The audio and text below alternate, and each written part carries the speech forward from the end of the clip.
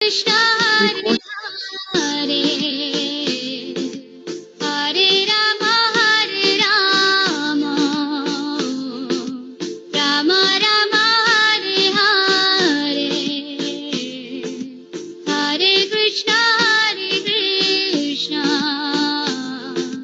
Krishna Krishna Hare Hare Hare Rama Rama Rama Hare Hare Rama Hare Rama Rama Hare Hare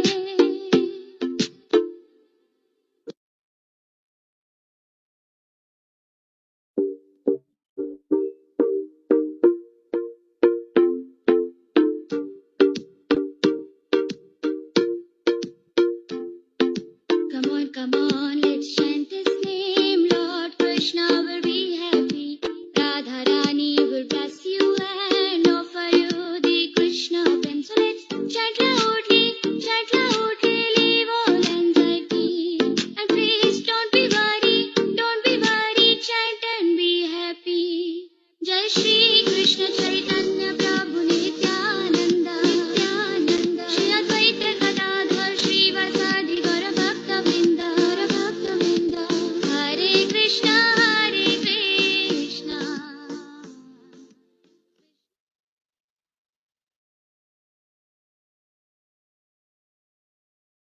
Don't be worried,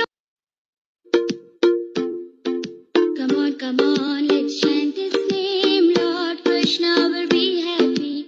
Radha Rani will bless you and offer you the Krishna pen. So let's chant loudly, leave all anxiety. And please don't be worried, chant and be happy. Jai Shri Krishna Chaitanya Prabhu Nityananda Shri Advaita Gadadhar Shri Vasadi Gaura Bhakta Vrinda Hare Krishna Krishna Krishna Hare Hare Hare Rama Rama Rama Hare Hare Come on, let's chant His name. Lord Krishna will be happy. Radha Rani will bless you and offer you the Krishna pen. So let's chant loudly, leave all anxiety. And please don't be worried, chant and be happy. Jai Shri Krishna Chaitanya Prabhu Nityananda Shri Advaita Gadadhar Shri Vasadi Gaura Bhakta Vrinda Hare Krishna Krishna Krishna Hare Hare Hare Rama Rama Rama Hare Hare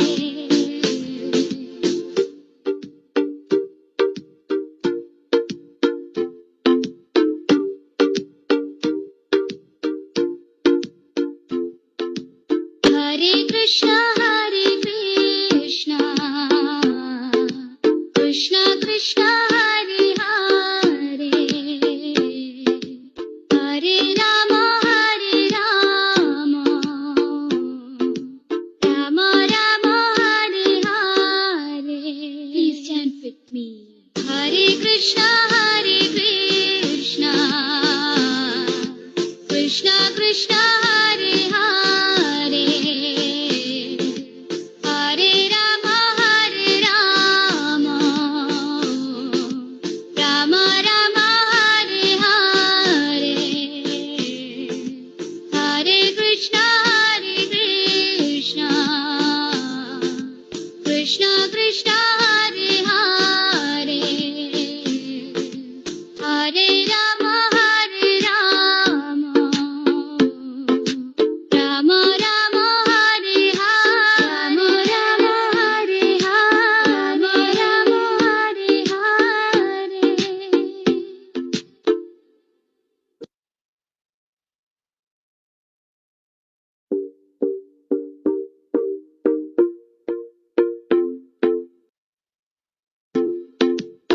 come on, let's chant His name. Lord Krishna will be happy.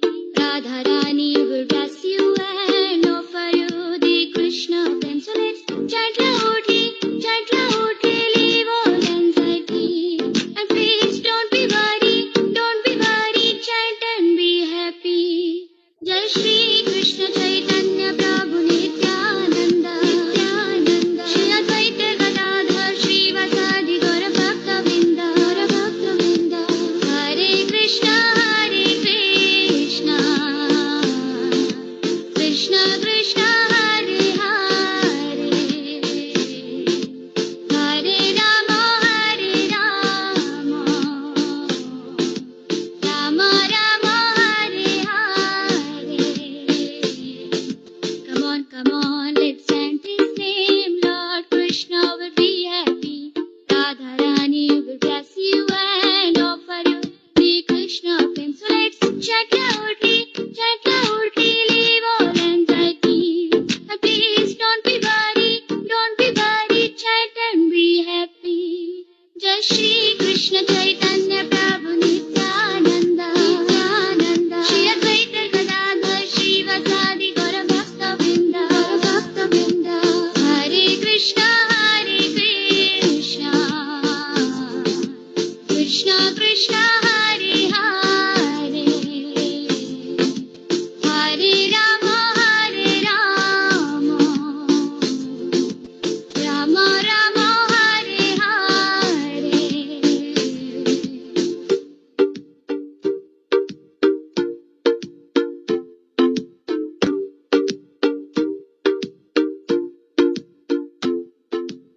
Hare Krishna,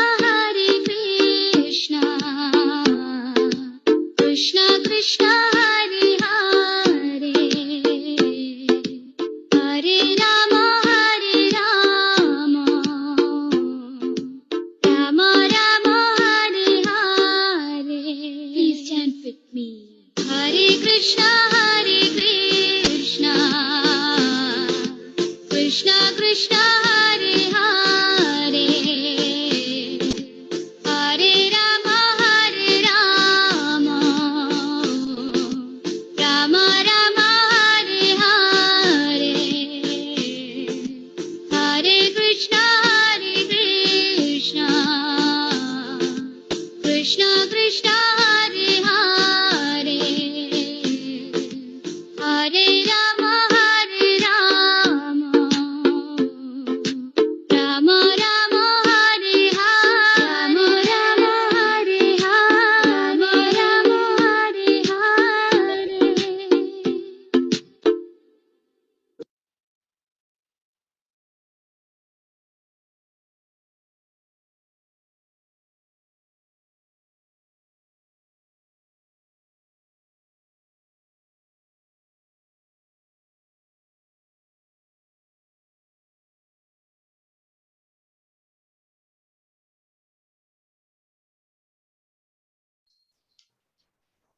हरे कृष्णा। कैसे हैं आप लोग? हरि बोल, हरे कृष्णा। उम्मीद करते हैं आप सब लोग बहुत अच्छे होंगे। कोशिश करिए अपना एक बार वीडियो ऑन करने के लिए, ताकि थोड़ा मेरे लिए आसान हो जाए आपको देख करके कथा करना। ओम अज्ञानतिमिरान्धस्य ज्ञानांजनशलाकया चक्षुरुन्मीलितं येन तस्मै श्री गुरुवे नमः। जय श्री कृष्ण चैतन्य प्रभु नित्यानंद श्री अद्वैत गदाधर श्रीवास आदि गौर भक्तवृंद। हरे कृष्णा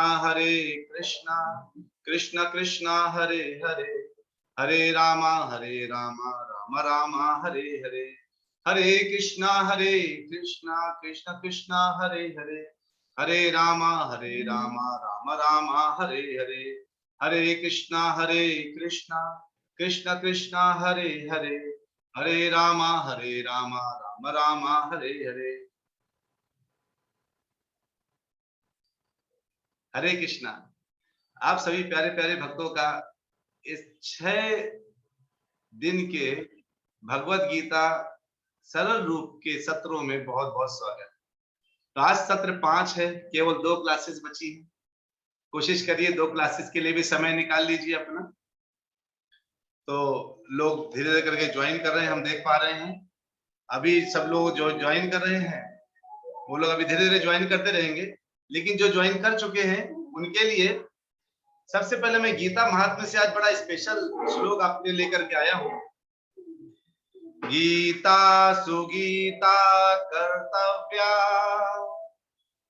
किमन्यौ शास्त्र विस्तरैः या स्वयं पद्मनाभस्य मुखपद्माद्विनिः श्रुता। क्या है ये?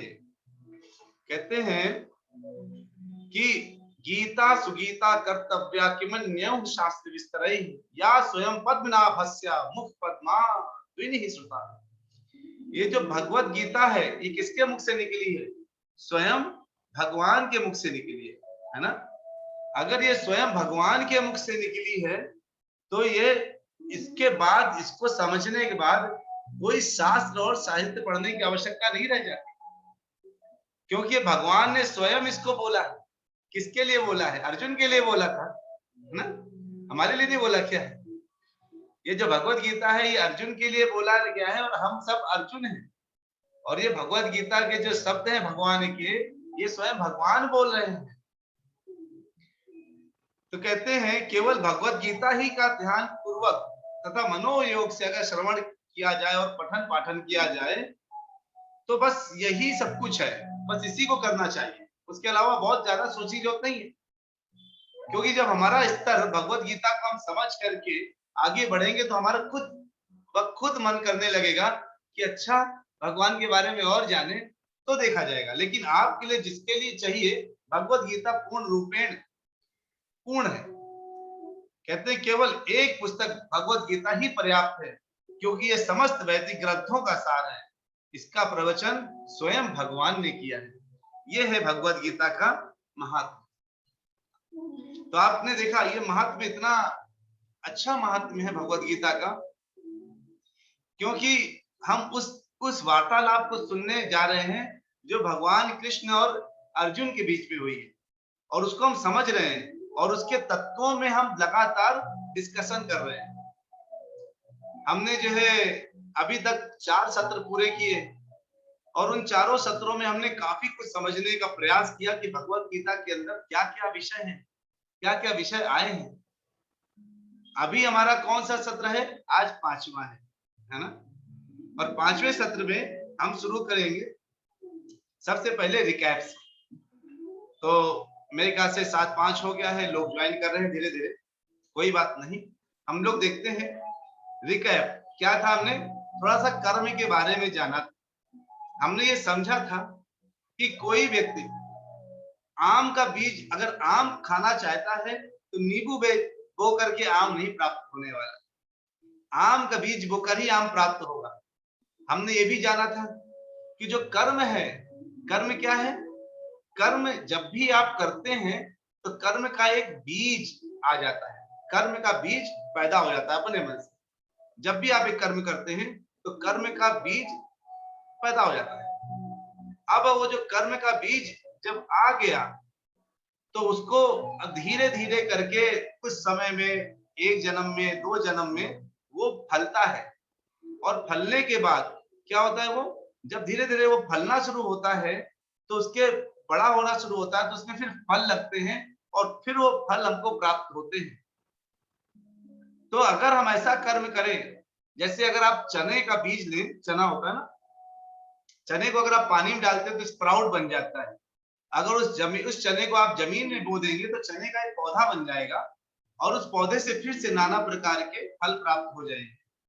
लेकिन उसी चने को आपने स्प्राउट जिसको बनाया था, उसको अगर भून दें, अग्नि में भून दें अगर उसको, तो उसके अंदर क्या होगा?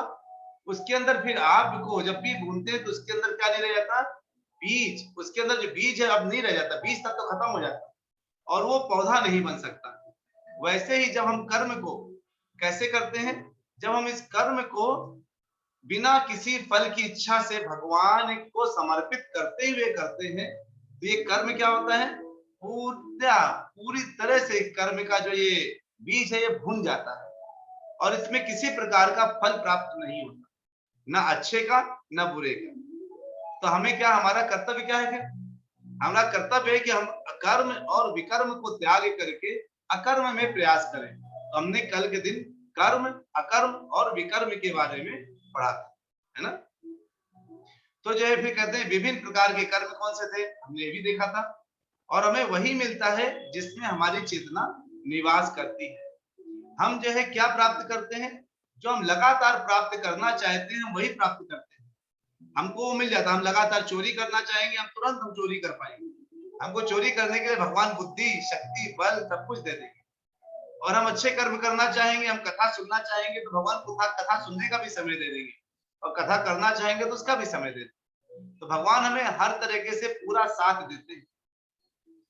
तो जो है अब हमने जो तत्व पढ़े थे, जीवन की शुद्धि कैसे की जाए, तो हमने देखा था प्रसाद प्राप्त करके, जपा करके, साधु संग करके, है ना, नदियों में स्नान करके, धाम में प्रवेश करके, धाम में जाकर के, धाम यात्रा करके, नाना प्रकार के साधनों से हम जीवन की शुद्धि कर पा रहे हैं। साधु संग, जाप, पुस्तकें और प्रभुपाद जी की पुस्तकें पढ़ करके, भगवत गीता, भागवतम, ये सब ग्रंथ पढ़ करके हम लगातार अपनी शुद्धि कर सकते हैं, है ना। अब हम थोड़ा सा आगे बढ़ते हैं रिकैप से। तो आज हम लोग जानेंगे प्रकृति के बारे में। तो जो 5 तत्व थे, वो 5 तत्व कौन से थे जो हमने शुरू में सोचे थे? हमने शुरू किया था ईश्वर, जीव, प्रकृति, काल, कर्म। तो हमने ईश्वर के बारे में समझा, कर्म के बारे में समझा, अब हम प्रकृति के बारे में समझने जा रहे हैं। प्रकृति कितने प्रकार की होती है? 3 प्रकार का है, रज, सत्व और तम। तो सतोगुणी, रजोगुण और तमोगुण, ये 3 प्रकार की प्रकृति जो है प्राप्त होती है, जिसके आधार पे हम क्या काम करेंगे वो डिसाइड होता है। तो हर जीव 3 प्रकार से बंधा है। कैसे? एक सतोगुण से बंधे हैं, रजोगुण से और तमोगुण से बंधे हुए प्रकृति के से बंधे हुए जीव कार्य करते हैं। इसके बारे में भी हम बहुत अच्छे से पढ़ने वाले हैं। हम थोड़ा सा इसको आगे देखते हैं। आप देखिए, जैसे प्रकृति बना है, रजस, सत्व और तमस ऐसे बने हैं। अब एक बात आती है आध्यात्मिक दुनिया। ये आध्यात्मिक दुनिया क्या है? आध्यात्मिक दुनिया मतलब कहते हैं कि अगर पूरा यूनिवर्स देखा जाए, संपूर्ण यूनिवर्स को, जितना भी आपने यूनिवर्स देख रखा है, अगर संपूर्ण यूनिवर्स देखा जाए तो उसमें 2 प्रकार के हैं, एक भौतिक दुनिया, एक आध्यात्मिक दुनिया। तो संपूर्ण सृष्टि में भौतिक और आध्यात्मिक 2 भागों में ये विभाजित है ना। संपूर्ण सृष्टि 2 भागों में, एक भौतिक और एक आध्यात्मिक। तो जो भौतिक सृष्टि है वो टोटल का 25% है केवल, और जो आध्यात्मिक है वो पूर्ण दुनिया का 75% है। तो भौतिक और आध्यात्मिक इस तरह से बटा हुआ है। तो जैसे हम लोग कितने भाग में रह रहे हैं? 25% भाग में रह रहे हैं। और कई लोग किस में रह रहे हैं? जो आध्यात्मिक दुनिया में वो 75%, 75% में रह रहे हैं। इसका मतलब है कि आध्यात्मिक दुनिया में रहने वाले लोग ज्यादा हैं और भौतिक दुनिया में आने वाले कम है। जैसे उदाहरण के तौर पर, जैसे हमारे आपका एक शहर है, जिस भी शहर में आप रहते होंगे उस शहर में जेल बना होगा और कुछ लोग बाहर भी होंगे, कुछ जेल के अंदर होंगे। तो जेल जितने बने हैं वो जेल की संख्या में रहने वाले लोगों की संख्या और बाहर रहने वाले लोगों की संख्या में अंतर है ना। तो ये भौतिक प्रकृति जो है, ये भौतिक जगह जो आप देख रहे हैं, ये जेल है, जिसकी जेलर कौन है पता है? दुर्गा देवी जेलर है। दुर्गा देवी, इसको बिल्कुल इसीलिए उनका नाम है दुर्गा। ये दुर्ग है, ये किला है, पूरा भौतिक जगत एक किला है जिसकी देवी है दुर्गा, जो उस दुर्ग में सामने बैठी है और लगातार सबको, कोई अगर जो है थोड़ा भी उल्टे काम करता है तो जो है पनिश करती है, और कोई सीधा काम करता है, भगवान तरफ जाने की कोशिश करता है, तो खींच कर माया देवी फिर से उसको माया दिखा करके अपना खींच लाती है। तो आप कहेंगे अच्छा ऐसा है? अगर माया देवी ऐसे खींच लेंगी तो हम भगवान की भक्ति करेंगे कैसे? तो भगवान की भक्ति अगर करना चाहते हैं तो माया देवी से लड़ना पड़ेगा। कहीं अरे उनके पास शेर है, उनके पास इतना हथियार, अरे नहीं ऐसे नहीं लड़ सकते।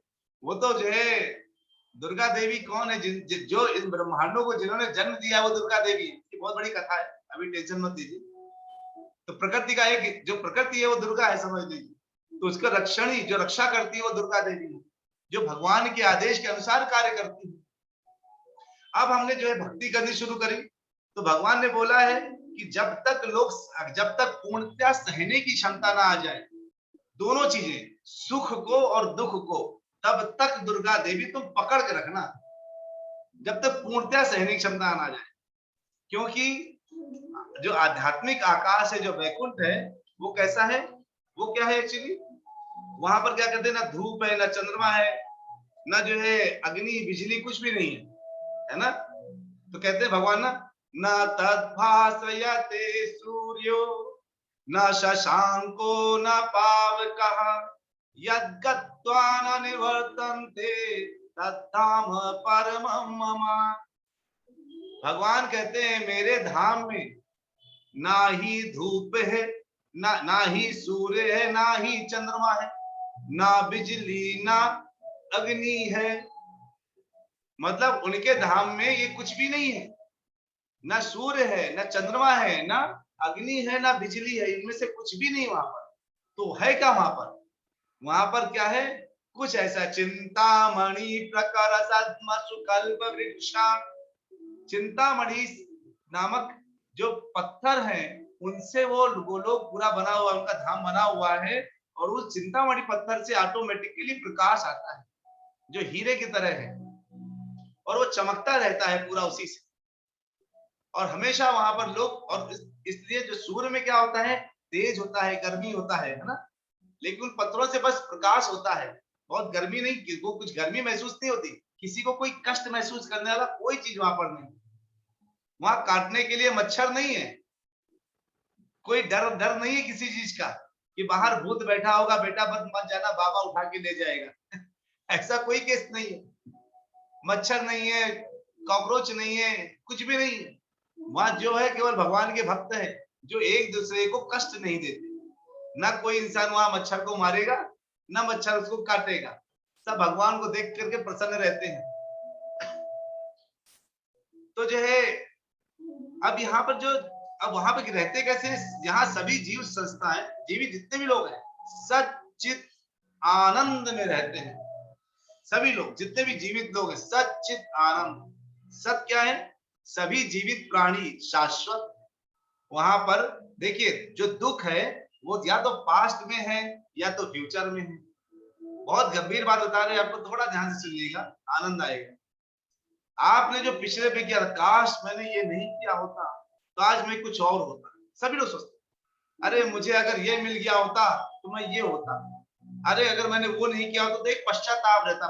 भूत हमेशा पश्चाताप देता है, यानी पास्ट।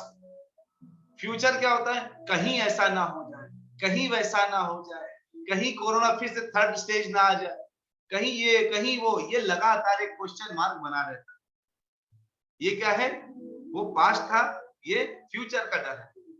और अभी जिस समय आप बैठे कथा सुन रहे हैं, उस समय आनंद ही आनंद है ना, इस प्रेजेंट में। यानी अभी मैंने बोला अभी प्रेजेंट है, तो प्रेजेंट था हो गया, यानी इसमें एक क्षण मात्र के लिए भी जो वर्तमान है वो रुकता नहीं है। इसलिए लोग हर सेकंड में बुढ़े हो रहे हैं, आपको पता है ना, हर सेकंड में वृद्ध हो रहे हैं, आगे बढ़ रहे हैं अपनी उम्र में। हर सेकंड एक एक सेकंड करके आप 1 मिनट बुढ़े हो जाते हैं, फिर 1 घंटे, फिर 1 दिन, फिर 1 साल, फिर 10 साल। लेकिन हमारी परिवर्तन इतना स्लो होता है कि हमें लगता है हम वैसे ही दिख रहे हैं, जब तक हम अपनी पुरानी फोटो ना देख लें। लेकिन आध्यात्मिक दुनिया में क्या है, वहां शाश्वत है, वहां केवल वर्तमान है, वहां ना पास्ट है ना फ्यूचर है। अभी ऐसे, मतलब वहां जो जैसे लोग हैं आनंदित है, आनंदित नहीं है, पूरे समय आनंदित है, वहां केवल वर्तमान है।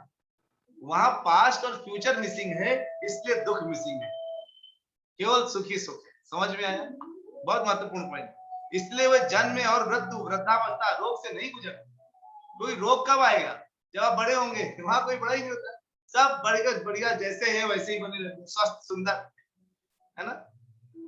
वे ज्ञान से प्रबुद्ध हैं। ज्ञान क्या है, ज्ञान ये है कि ये सृष्टि किसने बनाई, ये सृष्टि क्या है, मैं कौन हूं, मुझे बनाने वाला कौन है। अगर मैं एक मूर्ति हूं तो एक मूर्तिकार होगा, अगर मैं एक चित्र हूं तो एक चित्रकार होगा, अगर एक कला हूं तो एक कलाकार होगा, कुछ होगा ना, यानी कोई ना कोई होगा जिसने इसको एक आकार दिया है, वो प्रेजेंट होगा। इस मूर्ति को आकार देने वाला एक मूर्तिकार होना चाहिए। इसलिए वहां पर ये जानना कि मैं कौन हूं, ये मूर्तिकार कौन है, ये बनाने वाला कौन है, बाकी लोग कौन है, इस विषय को जो ज्ञान रखता है, इस विषय को जो समझता है, वही ज्ञानी है। और वहां सब लोग ये जानते हैं, इसलिए वे ज्ञान से प्रबुद्ध हैं और वे ज्ञान के हर आयाम को जानते हैं। और आनंद, वे हमेशा हर्षित अवस्था में रहते हैं, इसलिए सच्चित आनंद में रहते हैं। भगवान को इसलिए सच्चिदानंद बोला जाता है, सच्चिदानंद। कहते हैं सभी जीव एक साथ रहते हैं और वे अपनी आध्यात्मिक इच्छाओं को तुरंत पूरा करते हैं। वहां पे इच्छाएं कैसी हैं? आध्यात्मिक इच्छाएं, भौतिक जगत में भौतिक इच्छाएं हैं। आप जहां रहेंगे, अगर आप दारू के ठेके चले गए तो दारू पीने का मन करेगा, और मंदिर चले गए तो जपा करने का मन करेगा, है ना। आप जहां जाएंगे वैसा मन करने लगेगा। आप धाम जाएंगे तो वहां कीर्तन करने का मन करेगा, और गोवा जाएंगे तो पब जाके नाचने का मन करेगा।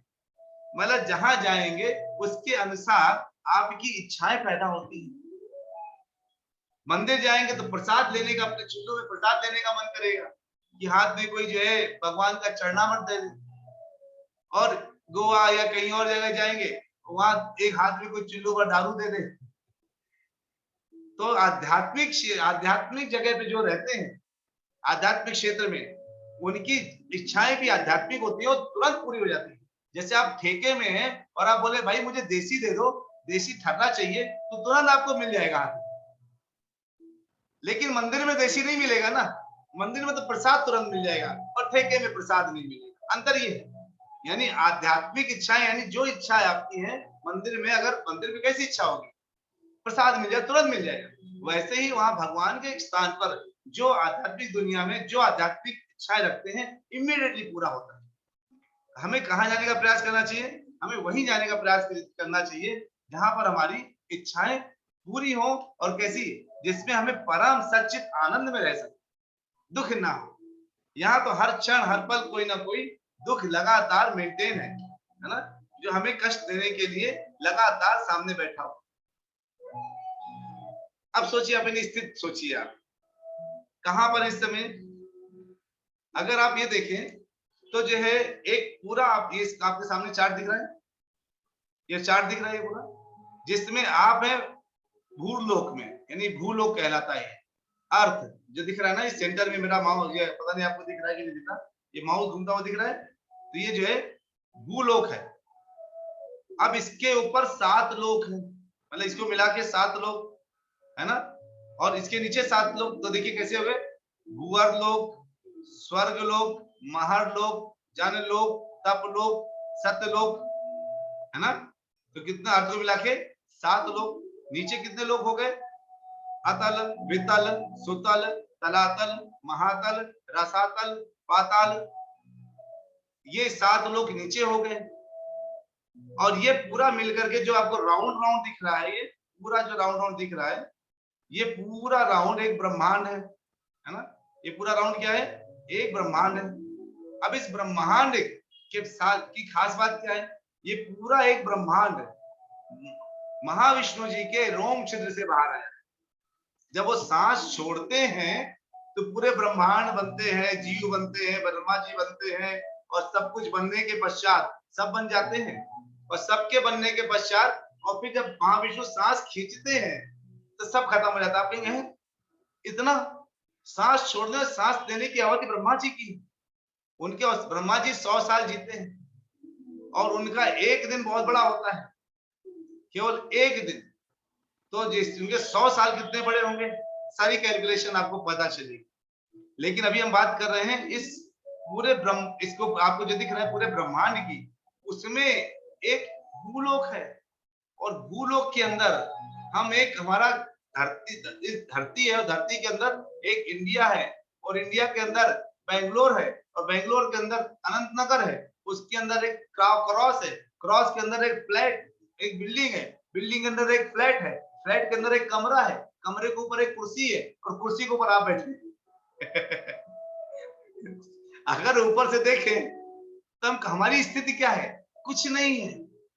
हम चींटी को छोटा मानते हैं, ब्रह्मा जी हमको छोटा मानते हैं, महाविष्णु ब्रह्मा को छोटा मानते हैं, भगवान महाविष्णु को छोटा मानते हैं। अब बताइए, यानी सबकी स्थिति एक के ऊपर एक कोई ना कोई है, भगवान कृष्ण के ऊपर कोई नहीं। और देखिए डिस्टेंस कितनी है, ये इतना पूरा सृष्टि कैसे बनी होगी, है ना? मतलब 1,20,00,000 योजन, 12 करोड़। आप देखिए 12 करोड़ योजन ब्रह्मलोक और तपोलोक के बीच में 12 करोड़ योजन। ऐसे देखिए सबके बीच आप देखिए कितने कितने योजन, एक योजन में 13 से 16 किलोमीटर होते हैं। अब कितने कितने, अगर आप सोचें कि मैं फ्लाइट से उड़ करके चला जाऊं और वहां जाकर के आराम से पहुंच जाऊं समय पर, तो क्या पहुंच सकते हैं कभी? बहुत मुश्किल है। तो कैसे पहुंचेंगे इतने योजन दूरी पर फ्लाइट से, है ना? स्वर्ग लोग डायरेक्टली जा सकते हैं क्या? लेकिन अर्जुन चले गए थे स्वर्ग लोग इंद्र जी से मिलने के लिए और उनसे अस्त्र शस्त्र लेने के लिए। तो मतलब पहले द्वापर युग में क्या होता था, देवता और मानव ऊपर नीचे अपना मतलब बातचीत किया करते थे। द्वापर युग के बाद कलयुग में ये सब अलग अलग हो गए, उनको लग गया कि हमारे मतलब के नहीं है, ये सब इधर आना जाना की कोई जरूरत नहीं है। इसलिए पहले लोग आते थे, बात करते थे, बिल्कुल सबसे मुलाकात करते थे। इंद्र आते थे, ब्रह्मा आते थे, सब लोग आया करते थे और सबसे बातचीत करते थे। कहां से? इतनी दूरी से आते थे। अब सोचिए पहला जो सत्यलोक में कौन रह रहे हैं, देखिए ब्रह्मा जी का निवास है ना? तपोलोक, ये जो तपोलोक देख रहे हैं दूसरा वाला, ऊपर से नीचे देखिए तपोलोक। तपोलोक में कौन है? वो चतुर्थ कुमार का लोक है। 4 कुमार जो हमेशा 5 साल के बच्चे रहते हैं, ये उनका लोक है ना? और जनलोक एक वैराज नाम के राजा जी रहते हैं वहां पर, थोड़ा थोड़ा समझ लीजिए। और महरलोक ऋषियों का है, जो मान लोग भृगु ऋषि रहते हैं वहां पर, है ना? तो जो है ऐसे देखिए। और जो स्वर्गलोक है वो कैसा है? वो जो है उसमें 330 मिलियन जितने 33 करोड़ के जो देवी देवता है, 33 कोटि के, वो सब स्वर्गलोक में रहते हैं। और स्वर्गलोक सोचिए कितना बड़ा होगा, फिर बटा होगा। धरती तो छोड़, अर्ध छोटा है, 33 कोटि के देवी देवता सारे स्वर्गलोक में हैं, सारे वहीं रह रहे हैं। सोचिए उन सब का राजा कौन है? इंद्र। सारे देवी देवताओं का राजा इंद्र है, सबका राजा, है ना? और इसीलिए उसको स्वर्गलोक को इंद्रलोक भी बोलते हैं। और जो भुवर्लोक है वो मध्य में स्थित है, पृथ्वी और सूर्य के मध्य में स्थित हो जाता है भुवर्लोक। जो आत्मा है ऊपर नहीं जा पाती, कहाँ डिसाइड करे कहाँ जाना है, उनको यहाँ भेज देते, चलो यही बैठ यही रह जाओ तुम। जब तुम जो या तो नीचे गिर सकते हो या तो ऊपर गिर सकते हो, जा सकते हो। अब तुम नीचे ऊपर कैसे कर सकते हो?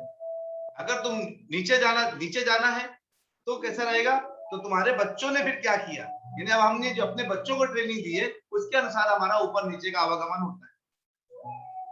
ऐसे ही अगर आप नीचे देखें पृथ्वी लोक में कैसे लोग रह रहे हैं, जो पाप और पुण्य दोनों से बंधे हुए हैं, पाप भी कर रहे हैं पुण्य भी कर रहे हैं, है ना? ऊपर पाप केवल पुण्य है, तो देखिए पुण्य क्षीण होने से क्या होता है? क्षीणे पुण्य मर्त्य लोकम विशन्ति। ऊपर के लोक में जाते हैं, वहां अगर पुण्य क्षीण हो जाता है तो धरती में वापस आ जाता है अपना भोग करके। और नीचे फिर आते हैं तो फिर सीधे की अकाल है विताल, इसके बारे में हम लोग बहुत अच्छे से पढ़ेंगे।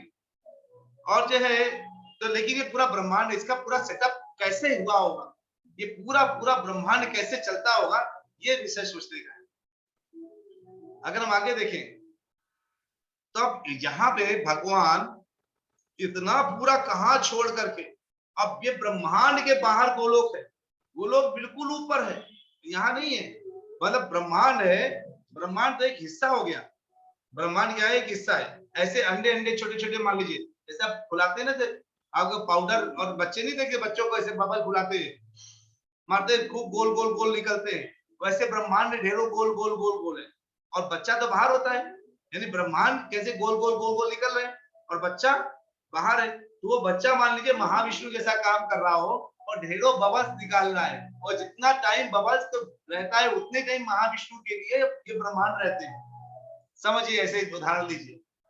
और उस समय हर जो बबल निकलता है उन महाविष्णु से निकल रहा है, जैसे बच्चा वाले फूंक रहा है। और बच्चे के पिताजी अंदर घर के अंदर है, उन्होंने क्योंकि बोला है घर के बाहर जाके बबल फुलाओ, घर के अंदर मत फुलाना। तो घर के अंदर जो है क्या है, पिताजी लेटे हुए और पिताजी का बच्चा बबल बाहर जाके फुला रहा है। तो वैसे ही स्ट्रक्चर मान लीजिए, कृष्ण अपने गोलोक धाम में है और महाविष्णु बाहर है और वो कारण सागर में लेटे हुए हैं, और कारण सागर में इसलिए उनको कारणो दक्षाय विष्णु भी बोलते हैं। और वो कारण सागर में लेटे लेटे बबल फुला रहे हैं। वो बबल कहां से, वो जब सांस छोड़ते हैं तो बबल निकलते हैं, वो बबल ब्रह्मांड बन जाते हैं, महातत्व सारे गुण उसी में आ जाते हैं। और जो है, और वो जब सांस खींचते हैं तो खत्म हो जाते हैं, वो बबल भूलते हैं। और इसीलिए, लेकिन अब भगवान अवतार क्यों लेते हैं? क्योंकि जैसे बच्चा जो है, कितने भी भले आप सोचिए, जैसे आपके भगवान, जैसे पिताजी कहाँ रह रहे हैं, मान लीजिए, वो मान लीजिए बेंगलोर में रह रहे हैं, परिवार कानपुर में है, उनका कुछ कुछ परिवार कानपुर में है, तो हर जगह जहाँ भी कोई समस्या होती है, अगर आप सोचो, आप यहाँ पर जहाँ पे रह रहे हैं, अगर आपके किसी रिश्तेदार के यहाँ कोई समस्या हो तो क्या होगा, आप तुरंत फ्लाइट करके चले जाते हैं। कुछ भी प्रॉब्लम है तो तुरंत जाते हैं ना, वहां पर तुरंत पहुंचते हैं आप, बिना किसी सोच के इमीडिएटली वहां पे एक्शन लेते जाने का। वैसे ही भगवान कहते हैं, यदा यदा हि धर्मस्य ग्लानिर्भवति भारत अभ्युत्थानम अधर्मस्य तदात्मानं सृजाम्यहम्। कहते हैं, हे भरतवंशी, जब भी और जहां भी धर्म का पतन होता है और अधर्म की प्रधानता होने लगती है, मैं अवतार ले लेता हूं। ये मेरी सृष्टि है, मेरा एरिया है, मैं कभी भी आ जाता हूं। तो जब जो है हिरण्यकशिपु अपने भक्त को परेशान करता है और प्रहलाद से जो है पूछते, कहता है कि तुम मेरा नाम लो, और प्रहलाद महाराज कहते हैं कि मैं तुम्हारा नाम क्यों लूं? भाई आपको भी विष्णु ने बनाया है, मुझे भी विष्णु ने बनाया, तो मैं आपका नाम क्यों लूं? आपको भी उनका नाम लेना चाहिए जिसका नाम मैं ले रहा हूं। अब ये जो है लगा, ये इसको और गुस्सा आ रहा है, क्यों? क्योंकि वो भरा हुआ है किससे? ईर्ष्या से, भगवान से ईर्ष्या कर रहा है। और जब ईर्ष्या किया तो भगवान ने क्या लिया? अवतार लिया। कैसे आए? इस फॉर्म में आए जिस फॉर्म में वो सोच नहीं सकता था कि ऐसे भी कुछ होता है। भगवान सबके इंटेलिजेंस से बाहर है। बलि महाराज के पास छोटे छोटे कदम रख के आए, बस मुझे 3 पग जमीन दे दो। बलि महाराज कहते हैं, मैंने पूरे पूरे लोगों को जीत रखा है, नीचे से ऊपर तक 14 के 14 लोग जीत के बैठा हूं मैं, और तुम कहते हो कि तुमको जो है 3 पग जमीन चाहिए। मेरी इतनी बड़ी बेइज्जती। बात दूसरी कि हमसे कोई कहता है, बच्चा कोई अगर हमसे बोले, मांग ब्राह्मण बोले 1 रुपए दे दो, हमें बड़ी खुशी मिलती है, चलो 1 रुपए में पीछा छूटा। लेकिन राजा लोग नहीं बोलते थे, हम नहीं बोले 1 रुपए मांग रहे हो, 100 रुपए मांगो, अच्छा लगेगा मुझे। तुमने मेरी बेइज्जती, मेरी सैलरी 2 लाख है, मांग 1 रुपए हो। अगर वो 100 रुपए मांग लेगा तो आप 100 रुपए मांगता है, पता नहीं कहां से आ गया, है ना? लेकिन वो राजा था, राजा को जो है बलि को लगा, अरे केवल 3 पग जमीन, क्या ऐसे इतने छोटे छोटे पैरों से कितना कवर कर लोगे? वो तो भगवान जानते थे कितना कवर कर लेंगे।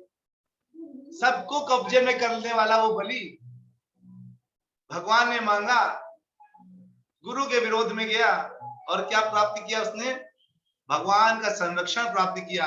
और इस समय भगवान उसके द्वारपाल बने बैठे। आपको पता नहीं चतुर्मास चल रहा, इस समय भगवान उसके द्वारपाल बने बैठे। बलि ने कहा, आपने, भगवान ने बोला तुमने मुझे सब कुछ दे दिया। उन्होंने 3 पग में पूरा सारे ब्रह्मांड नाप लिया। 1 पग में नीचे नाप लिया 7 लोग, 1 पग में ऊपर नाप लिया 7 लोग। अब कहते अब क्या नापूं? बलि कहते मेरे सर में रख के आप मुझे नाप लो। अब मैं सब कुछ आपको समर्पित कर दिया, मैं आपके सर्व सापर निछावर हो गया, अब आप मेरा सर पे अपना पैर रखो, मुझे नाप लो। भगवान इतने खुश हुए, कहते तुम्हें क्या चाहिए? कहते आपने सब नाप लिया ना, खुश है ना? आप सब खुश है, बताओ तुम्हें क्या चाहिए? अब आप मेरे लोक में आकर मेरा जो है क्या करिए, मेरे लोक में आकर के मुझे आप मेरे लोक में आकर मेरे यहाँ निवास करिए आप, और आप कहीं मत जाइए।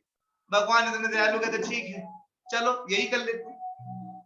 लक्ष्मी जी बोली, अरे आप तो वहां पहुंच गए, हमारा घर खाली हो गया। इमीडिएट बेसिस पे राखी बांधी, कहते घर चलिए। किनको? बलि महाराज को राखी बांधी। आप मेरे भाई है ना, आप मेरे पति को रख लिए, कैसे काम चलेगा? चाहिए ना मुझे। कहते ठीक है जाओ, कुछ तो नहीं कुछ तो होना चाहिए। ठीक है 4 महीने के लिए द्वारपाल बन जाएंगे। अब भगवान इस समय द्वारपाल बने बैठे, है ना? वो बलि महाराज है। तो ऐसे हमें दान देने में कभी चूकना नहीं चाहिए। वो सुतर लोग जब आपने देखा था ना, ये सुतर लोग, ये नीचे देखिए सुतर लोग, ये वाला लोग देखिए, यहाँ पे बलि जी बैठे हैं और भगवान इस समय इस जगह पर बैठ करके क्या कर रहे हैं, उनके द्वारपाल बने बैठे हैं। अब बताइए है कि नहीं, हम में इतनी क्षमता है भगवान को अपने द्वारपाल बना लें। इसलिए 4 महीने कोई शुभ कार्य नहीं हो रहे, पता ना आपको, कोई शादी बारात कुछ भी जनवरी में कोई प्रोग्राम नहीं होगा, कोई भगवान वहां बैठ गए जाकर के, यहाँ कौन करेगा। तो जो है इससे भगवान अलग अलग अवतार लेते हैं, कभी राम बन के आते हैं, कभी वामन बन के, नरसिंह बन के, मन बहुत अवतार, शुकर बन के आते हैं। कहते हैं जब शुकर बन करके आए तो पृथ्वी को उन्होंने कहां से, गर्भ सागर से उठा करके सही जगह सेट कर दिया, ऊपर लेके रख दिया। वैसे ही भक्त क्या बोलता है, हे भगवान मैं आपका नाम ले रहा हूं, मैं आपका ध्यान कर रहा हूं, मैं आपके विषय में निरंतर सोच रहा हूं, मुझे केवल मुझ पर एक कृपा कर दीजिए। क्या कृपा कर दीजिए, जिस तरह से आप पृथ्वी को सागर से उठा करके बिल्कुल सही जगह ले गए थे, मुझे पता है कि मैं भी इस जगह के लिए बना नहीं हूं, कृपया मुझे भी मेरे हृदय में बैठ के मुझे भी यहाँ से उठाइए और सही जगह लेके जाइए जहां मेरा असली निवास स्थान है। और भगवान का और भक्त का असली निवास कहाँ है, गोलोक धाम, भगवान के धाम में है, जहां पे ना सूर्य है, ना चंद्रमा है, ना बिजली है, ना कुछ है, अग्नि है, कुछ भी नहीं है। अब थोड़ा सा देखिए ब्रह्मांड कैसा है, ये थोड़ा स्क्रीन शेयर है, आप सुनिएगा, इसको सुनिए।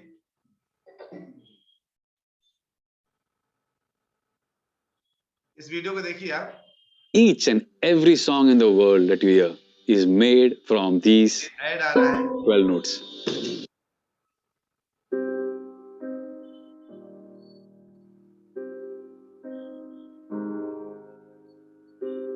The night sky, the dark blanket above our heads adorned with shining stars, extending as far as the eye can see. आपके पास कितनी प्रॉपर्टी है, एक घर है ना, ये भगवान की प्रॉपर्टी दिखा रहे हैं, ध्यान से देखिएगा भगवान की प्रॉपर्टी क्या है। ओके, बिल्कुल अच्छे से भगवान की प्रॉपर्टी देखिएगा। The beauty and the majesty of the universe have inspired awe and reverence in the best brains throughout history. Many millennia ago, an advanced civilization revealed the mystery of the origin and nature of the cosmos. The universe is made up of 14 vertically arranged planetary systems or locus. In the center of Jambudvip stands the most extraordinary divine golden mountain, Meru. The sun evaporates water from all over the creation and uses it as fuel. The Vedic literatures answer the question whether the cosmos always existed or it had a beginning. On the ocean, Vishnu expansion reclined on a serpent bed.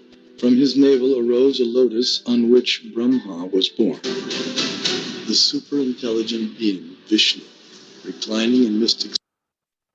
जो मैंने आपको बताया था ना, भगवान के रोम छिद्रों से किस तरह से बुलबुलों की तरह ब्रह्मांड निकल रहे हैं, आप वो इसमें देखिए। Slumber amid the causal ocean.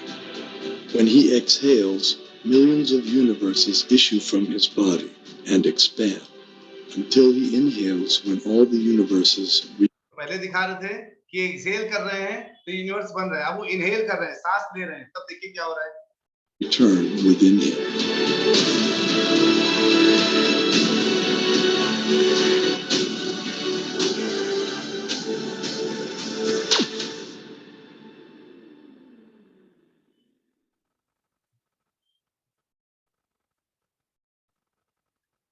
तो आपने देखा, ये है भगवान की प्रॉपर्टी।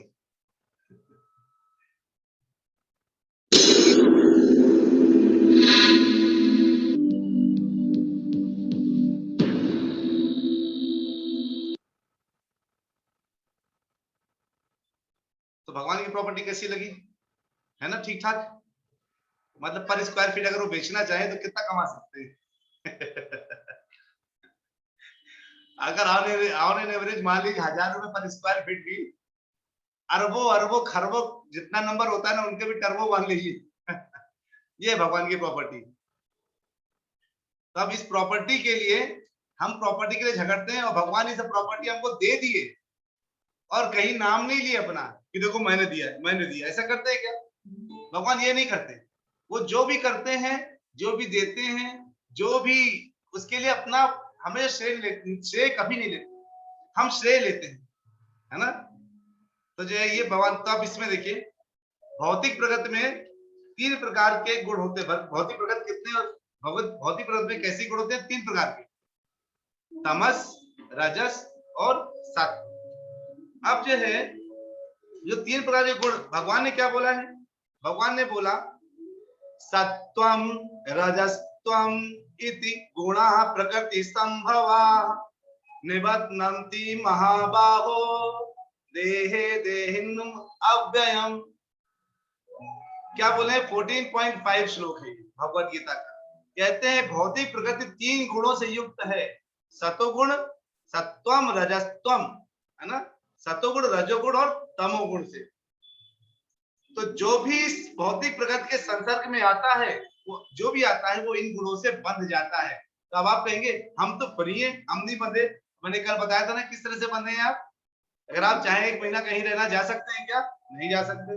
आप चाहें उड़ना, अपने पंखों के से हिला करके, हाथ हिला करके उड़ सकते हैं क्या? नहीं उड़ सकते। अब भौतिक प्रकृति में बंधे हैं, अब नहीं उड़ सकते। मछली पानी से बाहर निकल के जीवित नहीं रह सकती और बंदर पानी के अंदर जीवित नहीं रह सकता, है ना। यानी दोनों अलग अलग केस है। तो जो है सब लोग अपनी अपनी प्रकृति में भयंकर ढंग से बंधे हुए। तो जो है अब अगर, तो सतोगुण क्या चीज है? भगवान ने ये भी बताया सतोगुण क्या है, कितना अच्छे से बताया है। तो अभी इसमें फिर इसके आगे आएंगे, लेकिन भगवान ने क्या बोला है? तत्र सत्वम निर्मलत्वात् प्रकाशकम अनामयम सुख संगेन बध्नाति ज्ञान संगेन च अनघ। अनघ मतलब निष्पाप। कहते हैं कि जो सतोगुण में रहता है वो किससे बनता है? आप कहेंगे सतोगुण वाला व्यक्ति तो हमेशा फ्री रहना चाहिए। वो किससे बन जाता है? सतोगुण उसको सुख मिलता है और उसको लगता है वो ज्ञान से भर चुका है। उसको इस बात का सुख रहता है कि वो सतोगुण में स्थित हो गया, इसी बात की उसको शांति मिलती है, तो सतोगुण में बन जाता है वो। सतोगुण में भी, यानी अब सतोगुण में अगर कोई बंध गया तो मतलब सतोगुण में भी बंध ही गया ना। अब कैसे करें उसको, छुड़ाएं कैसे? फिर वो आगे पता चलेगा। फिर आगे देखते हैं इसमें, फिर आगे जैसे आएगा मैं आपको रजोगुण के बारे में बताऊंगा भगवान ने क्या बोला है। तो यहाँ क्या है, ये जो पूरी सृष्टि है ना, ये 3 चीजों से बनी है, सतोगुण, रजोगुण और तमोगुण से। अब जब जो है भगवान क्या कर रहे हैं? भगवान ने बोला है भाई ठीक है ब्रह्मा जी, आपको चूंकि सृष्टि का निर्माण करना है इसलिए आप रजोगुण के मालिक बनिए। और विष्णु जी ने कहा ठीक है अब मैं रख रखाव करूंगा, इसको संभालूंगा, तो मैं क्या बनूंगा? मैं सतोगुण का मालिक बनूंगा। और क्योंकि शिव जी आपको इसका विध्वंस करना है at the end of the day, बिल्कुल इसका विध्वंस कर देना है, तो आप क्या बनेंगे? आप तमोगुण के मालिक बनेंगे। तो जो है अब इसका मतलब ये नहीं कि शिव जी तमोगुण में रहते हैं, नहीं नहीं नहीं, ऐसा नहीं है। जैसे एक जेलर है, एक जेल है, उसमें जेलर को बोला जाता है तुम इन कैदियों को देखोगे, मतलब ये नहीं को जेलर कैदी हो गया, जेलर जेलर ही है ना। एक सेक्शन होता ना भाई, जितने जितने बदमाश बच्चे हैं उनको ये टीचर देखेगा, जितने अच्छे बच्चे उनको ये टीचर देखेगा, है ना। इसका मतलब वो टीचर बदमाश है, यानी टीचर अच्छा ही है। इसी तरह से जो ब्रह्मा विष्णु महेश जी है, ये तीनों के तीनों टॉप में बैठे हैं, और तीनों के तीनों टॉप में बैठ करके क्या कर रहे हैं? अपनी अपनी स्थिति के अनुसार। तो सबसे कठिन काम क्या होता है? जैसे आप सोचिए आपने घर बना दिया, किसी ने घर बनाया, तो घर बनाना तो आसान होता है, और घर को तोड़ना है तो एक दिन में घर भी टूट जाएगा, लेकिन उसको मेंटेन करना सबसे मुश्किल होता है। इसलिए भगवान ने सबसे मुश्किल काम अपने हाथ में रख लिया, विष्णु जी के रूप में, क्षीरोदशाई विष्णु के रूप में। कहते इसको पूरा मेंटेनेंस मेरे हाथ में, जब कहीं दुख होगा मैं पहुंच जाऊंगा, कोई बुलाएगा तो मैं अवतार लेके आ जाऊंगा, जैसे ही कुछ तकलीफ हुआ मैं बोलता हूँ मैं करूंगा सब कुछ मैनेज। तो वो पूरा मेंटेनेंस भगवान कर रहे हैं। तो सबसे कठिन चीज अपने हाथ में रखिए और सस्ते सरल सरल सरल चीजें लोगों को दे रखे। तो कहते हैं कि लोग हमेशा ये सोचते हैं अरे ये तो मैं करने वाला हूं, ये मैंने किया है, लेकिन क्या होता है प्रकृति करती है। भगवान क्या बोलते हैं, प्रकृते क्रियमाणानि गुणै कर्माणि सर्वशः अहंकारा विमूढ़ात्मा कर्ता अहमिति मन्यते। अरे जितने भी कार्य हो रहे हैं ये कौन कर रहा है, ये प्रकृति कर रही है, प्रकृति के गुण कर रहे हैं। आप देख रहे हैं फोटो जिसमें तीन लोग हैं, ये तीनों प्रकृति के गुण हैं और हर व्यक्ति कठपुतली की तरह कार्य कर रहा है और उसको लग रहा है जैसे वो कार्य कर रहा है, वो कर पा रहा है। नहीं नहीं नहीं नहीं, ये सारे कार्य कौन कर रहा है, प्रकृति के गुण कर रहे हैं, वो नहीं कर रहा, लेकिन उसको लगता है कि वो कर रहा है।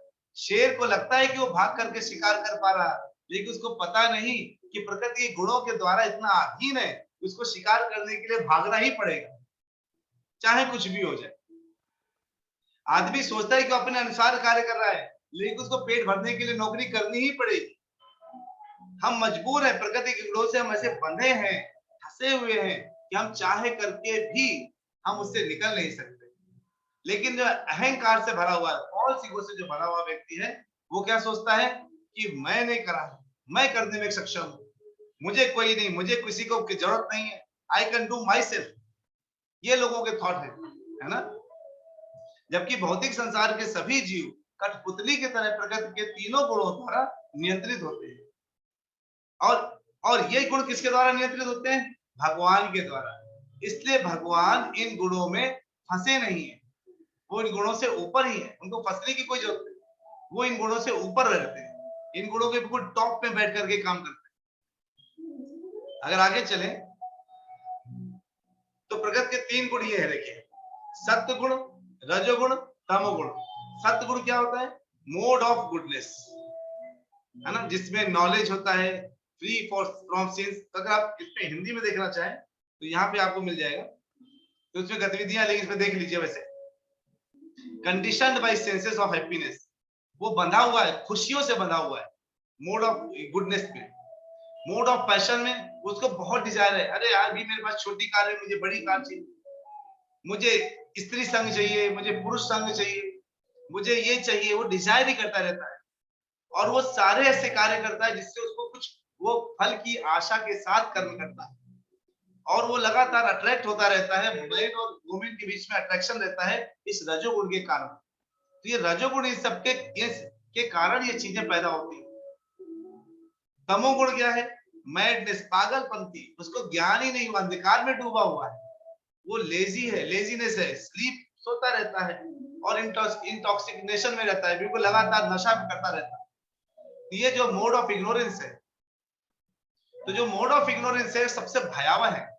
तो जो लोग मोड ऑफ इग्नोरेंस में इसमें रहते हैं, अज्ञान में घिरे हुए हैं, वो कहां पर, वो डूबते चले जाते हैं, नीचे के लोगों में भागते चले जाते हैं। तो कई लोग बोलते हैं नीचों के लोगों में जो गए, भागते चले गए, मान लीजिए नीचों के लोग में गिर रहे हैं, तो कहते हैं नीचे के लोग में तो फिर दुख होगा। नहीं नहीं, नीचे के लोगों में उनका सुख है। जैसे जो शराबी होता है, वो सब लोग तमोगुण में फंसे हुए हैं। अब वो तमोगुण में है, सारे शराबी एक ही कमरे में बैठे हैं मान लीजिए, तो आपस में हंसेंगे देखो, अरे तुमने क्या किया, मैंने क्या किया, अरे तुम्हारा दारू तो बड़ा थी, है ना। वो आपने शराब खाने में जाइए, 20-50 लोग आपस में बड़ी मस्ती कर रहे हो, वो वहां खुश है। और जो लोग या तो बहुत अच्छी जगह मंदिर में बैठे हैं, वो लोग खुश है। हंसा कौन है, जो बीच में है। तो आप कहेंगे सच्चा दारू पीने चले जाए क्या। बस यही प्रॉब्लम है कि दारू की जगह पे खुशी थोड़ी देर की है और मंदिर में खुशी ज्यादा देर की है। इतना ध्यान रखिए, जहां दारू की जगह है वहां खुशी थोड़ी देर के लिए क्षणिक है, और मंदिर में खुशी ज्यादा है। इसलिए क्या है, हमारा जो, हमको कहाँ जाना चाहिए, हम कहा, मान लीजिए भूलोक में, मान जो अन्य लोग हैं जो ना दारू में है ना मंदिर में है, वो कहाँ पर है, वो बीच में है। और बीच में होने की वजह से क्या प्रॉब्लम है, वो सोचते यहाँ जाओ यहाँ जाओ, यहाँ जाओ यहाँ जाओ, पूरे टाइम यही करते रहते और वो फंसे रहते हैं। तो जो है इसलिए, लेकिन जो तमोगुणी लोगों का, वो दारू की जगह चला जाएगा, ऐसी जगह चला जाएगा जहाँ दारू है, मांसाहार है, ये सब कार्य है, ये सब होते चले जाएंगे। अब ये प्रकृति के तीन गुण क्या क्या है, आप अपने में जोड़ लीजिएगा, देख लीजिएगा। ये आप लोगों के लिए लिस्ट बना हुआ है, हम सब के लिए बना है। मतलब जो सत्वगुण है, उसमें समय मतलब क्या होता है, बिल्कुल सवेरे सवेरे उठ करके अपने जप अप करने लगते हैं, ध्यान करने लगते हैं, शास्त्र पढ़ने लगते हैं, पूजा कीर्तन और भजन करने लगते हैं। ये सब सतोगुण में करते हैं। रजोगुण में रहने वाले, स्थिर रहने वाले लोग अपना सपना पूरा करना है। मेरा ये सपना था कि मैं बहुत बड़े घर में रहूं और उस घर को प्राप्त करने के लिए जान देने के लिए तैयार है। वो सब कुछ के लिए वो बिल्कुल जमे रहते, नहीं मुझे करना ही करना है, और अतिरिक्त प्रयास करते हैं, बहुत प्रयास करते हैं। इतना प्रयास करते हैं कि उनको लगता है कि ज्यादा प्रयास करने से ज्यादा मिल जाएगा। अरे जितना आपके नाम पर लिखा है उतना ही मिलेगा, उससे ज्यादा प्राप्त होने वाला नहीं है, इस बात की चिंता मत करें। जो प्राप्त होने वाला है वो 100% प्राप्त हो जाएगा, बिना सोचे प्राप्त हो जाएगा। ये आपको लग सकता है कि मुझे प्राप्त जो है, मुझे ज्यादा चीज मिल रहा है या कम चीज मिल रहा है, मैं बहुत मेहनत कर रहा हूं तो मुझे और मिल रहा है।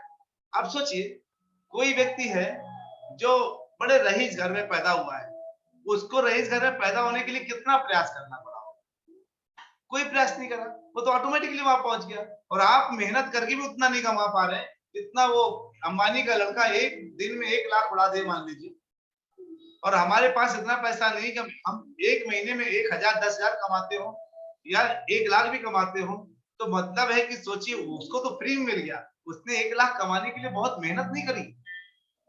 लेकिन हम तो बहुत मेहनत करते हैं कि हम और मेहनत करेंगे तो और कमाएंगे, और मेहनत करेंगे तो और कमाएंगे, और लगातार मेहनत करते रहते अपना सपना पूरा करने के लिए, और फिर हमारा सपना हमारा बेटा पूरा करता है। हम तो निकल लेते हैं और सपना ही पूरा करने के चक्कर में, और भौतिक उपलब्धि प्राप्त करने के लिए लालसा बनी रहती है, मिल जाए मिल जाए। जो तमोगुण लोग हैं देर तक आलस में पड़े रहते, जुआ खेलेंगे, अवैध संबंध, ज्यादा खाना, शराब पीना, सोना ज्यादा ज्यादा, देर में सोना, 2 बजे 3 बजे सोना, सुबह 9 बजे 10 बजे उठना, ये सब कार्य करते रहते हैं तमोगुण से भरे हुए लोग। व्यवहार कैसा होता है? प्रकृति प्रेम, सच्चाई, उदारता, करुणा, दया, बुद्धि, क्षमा, प्रभु का आश्रय, सत्वगुण वाले के लिए। रजोगुण वाले के लिए देखिए, जो सत्वगुण में है ना, ऑटोमेटिक उसके हृदय में दया आ जाती है, दया की भावना उसके हृदय में अपने मन से आ जाती, उसको बहुत दया के लिए सोचना नहीं पड़ता। तो जो है प्रकृति प्रेम होता है, सच्चाई होती है, उदारता होता है, ये सब उसके हृदय में रहता है। लेकिन जो रजोगुण वाला है वो स्वार्थी होता है, बहुत जुनून रहता है उसमें, कुछ ना कुछ जो है बिल्कुल प्रतिस्पर्धा, अरे उसके पास बड़ी कार आ गई मेरे पास क्यों नहीं, ऐसे प्रतिस्पर्धा रहता है, और बिल्कुल आवेगी होता है वो अभी अपने किसी भी वेग को रोक नहीं सकता। जिह्वा वेगम उदर उपस्थ वेग, किसी वेग में उसको रोक नहीं सकता, वो बस करता रहता है, लगातार मेहनत करता रहता है। और तमोगुण वाले तो बिल्कुल जड़ता में रहते हैं, आलस से, अंधकार में है, लोभी प्रकृति के होते हैं, अज्ञान से भरे हुए, अस्थिर होते हैं। खाते क्या क्या है ये लोग? सत्वगुण वाले लोग पवित्र और चढ़ाए गए प्रसाद ही खाते हैं, हरी पत्तेदार सब्जी, अनाज, दालें, बाजरा, फल, सब्जियां, पचने में जो आसान है, सरल और ताजा, देखने बहुत बिल्कुल ताजा फ्रेश चीज खाते हैं। जो रजोगुण है वो तला हुआ, बहुत तला हुआ खाना खाते हैं, जैसे तले हुए खूब चिप्स खाएंगे, मसालेदार और नमकीन, खूब मसालेदार नमकीन चिप्स नमकीन खाएंगे, नमक, काली मिर्च, अदरक, मतलब कहने का ये रजोगुण के बढ़ाता है, ये जो आपके अंदर एक्साइटमेंट पैदा कर दे, बहुत गुण ऐसे करके जो भर दे, वो क्या करता है, वो आपको जो है कि रजोगुण में डालता है।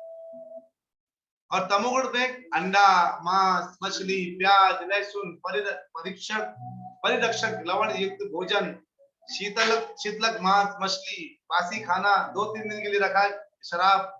कई लोग मैंने ऐसे देखे, कहते वो हमने सुबह सुबह बना लिया था, 3 दिन पहले सुबह बनाया था, उसको फ्रिज में जमा के रख दिया है, फिर निकाल खाते रहते हैं। ऐसे ऐसे भी लोग हैं, वो सब तमोगुण से ग्रसित लोग हैं। हमें पता है आप सब तो बहुत महान है, परम वैष्णव है, आप इन सब में, इन गुणों के चक्कर में नहीं फंसेंगे, आप सब ज्ञानी हैं। हम अगर आगे देखें तो अब इन गुणों के प्रभाव से जो भी कार्य होते हैं उससे 3 प्रकार के दुख होते हैं, ताप होते हैं, आध्यात्मिक, आदि भौतिक और आदि दैविक। तो जो है आध्यात्मिक ताप क्या होता है? हमारे शरीर और मन के कारण जो ताप है वो आध्यात्मिक है ना। जैसे शरीर हमें दुख दे रहा है, कष्ट दे रहा है, और जो है हमारा मन हमें कहते हैं आज मेरा मन शांत नहीं लग रहा, मन उतना सही नहीं लग रहा, उस लेवल तक नहीं जा पा रहा हूँ मैं। सोच जैसे मेरे मन खुश रहता है, आज मन खुश नहीं। अरे क्या कारण, आपने कुछ किया तो है नहीं, तो मन अचानक कैसे खुश नहीं? कहते विकलांगता है ना, और वंशानुगत विकार, स्वच्छता से संबंधित रोग, ये सब जो है स्वास्थ्य और स्वच्छता से संबंधित रोग है, ये सब रोग आध्यात्मिक होते हैं, जो खुद होते हैं।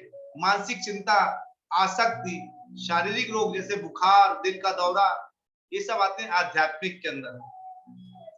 जो आदि भौतिक है वो अन्य जीवों के कारण, जंगली जानवर, कीड़े, दुश्मन या जो है मच्छर, जो भी है कॉकरोच, ये सब आदि भौतिक यानी दूसरों के कारण जो हमें दुख हो रहा है, दूसरे जीव के कारण। वायरस और बैक्टीरिया के कारण होने वाले रोग भी होते हैं, और जैसे जंगली जानवर द्वारा हमला हो जाए, सांप काट ले, सर्पदंश, दुश्मनों द्वारा हमला हो जाए, ये सब जो है आदि भौतिक है। आदि दैविक कौन से होते हैं? समय, प्रकृति और देवताओं की शक्ति कारण होते हैं। जैसे भूकंप आ जाए, बाढ़ आ जाए, पूरा पूरा आग लग जाए, सुनामी आ जाए, है ना, एक साथ भूख और गरीबी, बुढ़ापा आ जाए, ये सब कुछ एक साथ जो आ रहा है, ये सब क्या है? आदि दैविक है। तो ये सब जो है ये प्रकृति के 3 गुणों के कारण ही होता है। तो सोचिए, मतलब जो 3 गुणों के अंदर में है उनको इन तापों पे रहना पड़ता है ना। जो अब इंटेलिजेंस इस्तेमाल करेंगे यहाँ पर, जो प्रकृति के 3 गुणों के अंदर है, उसके नीचे है, उनको इन 3 तापों को सहना पड़ता है। लेकिन जो इस तीनों गुणों के ऊपर है उनको नहीं सहना पड़ेगा। यानी अगर आप छत में खड़े हैं और नीचे हलचल मच रही है, किसी की कुर्सी बह रही है, किसी का टेबल बह जा रहा है, किसी की कार बह जा रही है, और आप छत में खड़े हैं, तो आपको नहीं बह रहा है, बहा के ले रहा वो तूफान, वो बाकी सबको बहा के ले जा रहा है, जो उसमें सम्मिलित हो गया, उस जल में, प्रवाह में सम्मिलित हो गया। इसका मतलब है कि ये जो गुण है, जो गुणों में फंसे हुए लोग हैं, ये दुख भी उनको है, जो गुणों से ऊपर होगा उनको कोई दुख नहीं है। अब ये अगर हमको अब इन तीनों गुणों के ऊपर उठे कैसे, ये बहुत बढ़िया क्वेश्चन है। तो देखिए, जो ये भौतिक दुनिया में किस तरह से जो रजोगुणी लोग कहाँ रहते हैं? यहीं पे रहते हैं, तो पृथ्वी लोक में आ जाएंगे, बार बार चक्कर काटेंगे। जो अच्छे लोग करेंगे वो ऊपर के लोगों में जाएंगे, जो अच्छा काम करेंगे, और जो जो निम्न यानी तमोगुण में रहेंगे, अज्ञान के घेरे में रहेंगे, वो कहाँ रहेंगे? वो नीचे के लोकों में जाते चले जाएंगे। लगातार उनका ऐसे चक्कर चलता रहता है। और लोग ये सोचते हैं, जैसे क्या होता है, मकड़ी जब जाला बुनती है तो उसमें कोई कीड़ा जाता है, कोई क्या सोचता है ये जाला है, जाले में कुछ भी देखता है फंसा हुआ या खुद उड़ता है, तो सोचता है वो निवास हो सकता है मेरा, और उसमें बैठने चला जाता है और वो किसी का खाना बन जाता है। वैसे ही हम यहाँ पर आ जाते हैं और भौतिक लोक में आकर के हम यहाँ पर किसी ना किसी का खाना बने हुए हैं। आप ध्यान से सोचिए, कोई ना कोई आपको भोग रहा है। देखिए अपने, कोई ना कोई भोग रहा है, कोई आपसे अपनी सर्विस ले रहा है, कोई ना कोई आपसे कुछ ना कुछ काम करा रहा है, और आप लगातार उसके सेवा में इतने लग जाए कि भगवान की सेवा ही करना भूल गए। इस कारण से यहीं फंसे रह जाते हैं और हम रजोगुण के प्रभाव से बार बार चक्कर लगाते रहते हैं। तो क्या कहते हैं, भौतिक संसार गुणों और फलदायी कृत्यों द्वारा पोषित वृक्ष है ना। यहाँ पे हर प्रकार के गुण है। तो उसमें क्या कहते हैं भगवान 7.27 में, इच्छा द्वेष समुत्थेना द्वंद्व मोहेन भारता सर्वभूतानि सम्मोहम सर्गे यान्ति परन्तप। हे भरतवंशी, हे शत्रु विजेता, समस्त जीव जन्म लेकर इच्छा तथा घृणा से उत्पन्न द्वंद्वों से मोहग्रस्त होकर मोह को प्राप्त हो जाते हैं। तो जो है, जो जितने लोग हैं जब जन्म लेते हैं तो उनके अंदर क्या होता है, इच्छा पैदा होती है और घृणा पैदा होती है, भाई जब हो जाता है। इसकी वजह से लगातार वो क्या है, इनसे उत्पन्न जो द्वंद्व है लगातार मोहग्रस्त होकर के लगातार मोह को प्राप्त करते जाते हैं। ये एक ऐसा भौतिक संसार तीनों गुणों द्वारा फलदायी कर्तों द्वारा पोषित एक वृक्ष है, जिस वृक्ष में हम फंसे हुए हैं। अभी वृक्ष की डालियां काटे कैसे, कैसे काटे? इन 3 गुणों से जो वृक्ष बना है उसकी वजह से हम वही अटक के रह गए। कभी यहाँ पर इस डाल से उस डाल, बंदर की तरफ चलते हैं, कभी उस डाल से इस डाल में बंदर की तरफ चलते हैं। तो हमें क्या करना चाहिए? कौन सा ऐसा चीज है जो हमारे लिए बड़ा ही सुख देने वाला है? वो हम देखेंगे भगवत गीता में। भगवत गीता में भगवान ने हमें ये बताया है कि कैसे तुम इन डालों को काट सकते हो, कैसे इस मोह जाल से बाहर आ सकते हो, कैसे स्वयं को मुक्त कर सकते हो, ये जो तुम फंस गए हो कैसे अपने आप को खोल सकते हो। ये जो है बिल्कुल इस बात को भगवान बहुत अच्छे से भगवत गीता में बताए। कहते हैं देखिए, अब तरीका यहाँ मिलने वाला है, ध्यान से देखिए। भगवान लगातार हाथ हमको दिए हुए हैं और हमने हाथ छुपा के रखा है। नहीं नहीं, जैसे पुत्र पिता को हाथ देके बोलता है पापा पापा गोदी, पापा गोदी, वैसे देखिए जो भक्त है किस तरह से हाथ उठा के भगवान को लगातार बुला रहा है।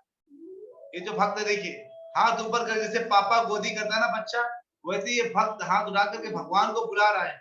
और बुला करके जब आप बुलाएगा तो भगवान हाथ ऊपर से देंगे, इसका पूर्ण भरोसा करिए। भगवान कहते हैं दैवी हेषा गुणमयी मम माया दुरत्यया मामेव ये प्रपद्यन्ते माया में तांतरन्ति ते। ये जो कहते हैं ये गुण जो तुम देख रहे हो, इससे पार कर पाना तो बहुत ही मुश्किल है, क्योंकि ये मेरी दैवी शक्तियां, इसे कैसे पार कर पाओगे, बहुत कठिन है। तो कैसे पार करें भगवान, आप कह रहे हैं मेरी शक्तियां हैं और हमें आप तक आना है पार करके, हम इसको पार कैसे करें। तो कहते हैं लेकिन अगर जो मेरे शरणागत हो जाता है, माँ में वो ये प्रपद्यन्ते, जो मेरे शरण में आ जाता है वो इसको आराम से पार कर जाता है। ये भव सागर देखने में बहुत बड़ा लग रहा है, लेकिन जो मेरी शरण में आ जाता है उसके लिए इतना बड़ा भव सागर एक गाय के बछड़े के खुर के साइज के बराबर रहता है। नहीं, बछड़े का जो खुर है वो कितना छोटा होता है, देखिए जरा सा खुर होता है, उसे कितना पानी आएगा, आप आराम से क्रॉस कर लेंगे। इसलिए भगवान कहते हैं तुम मेरी शरण में आओ, सर्वधर्मान परित्यज्य माम एकम शरणम भज। भगवान कहते आ जाओ मेरी शरण में, आ जाओ बेटा आ जाओ। हम कहते नहीं आना नहीं आना, हमें दुख झेलना है, हमें तीनों तापों में फंसना है, हम प्रगति के तीन गुणों के अंदर रहना है और लगातार कभी मरना है, जीना है, बुखार आना है, बुढ़ापा आना है, इस सब को झेलता है मुझे। हम साफ साफ भगवान को बोल देते हैं आप कृपया हमको बार बार अपने पास आने के लिए ना बोले, क्योंकि आप आने के लिए बोलते हैं और हमें आने का मन नहीं। हम तो तीन तापों में इतने रह के प्रसन्न हो गए हैं कि अब हमको आने की इच्छा ही खत्म हो गई।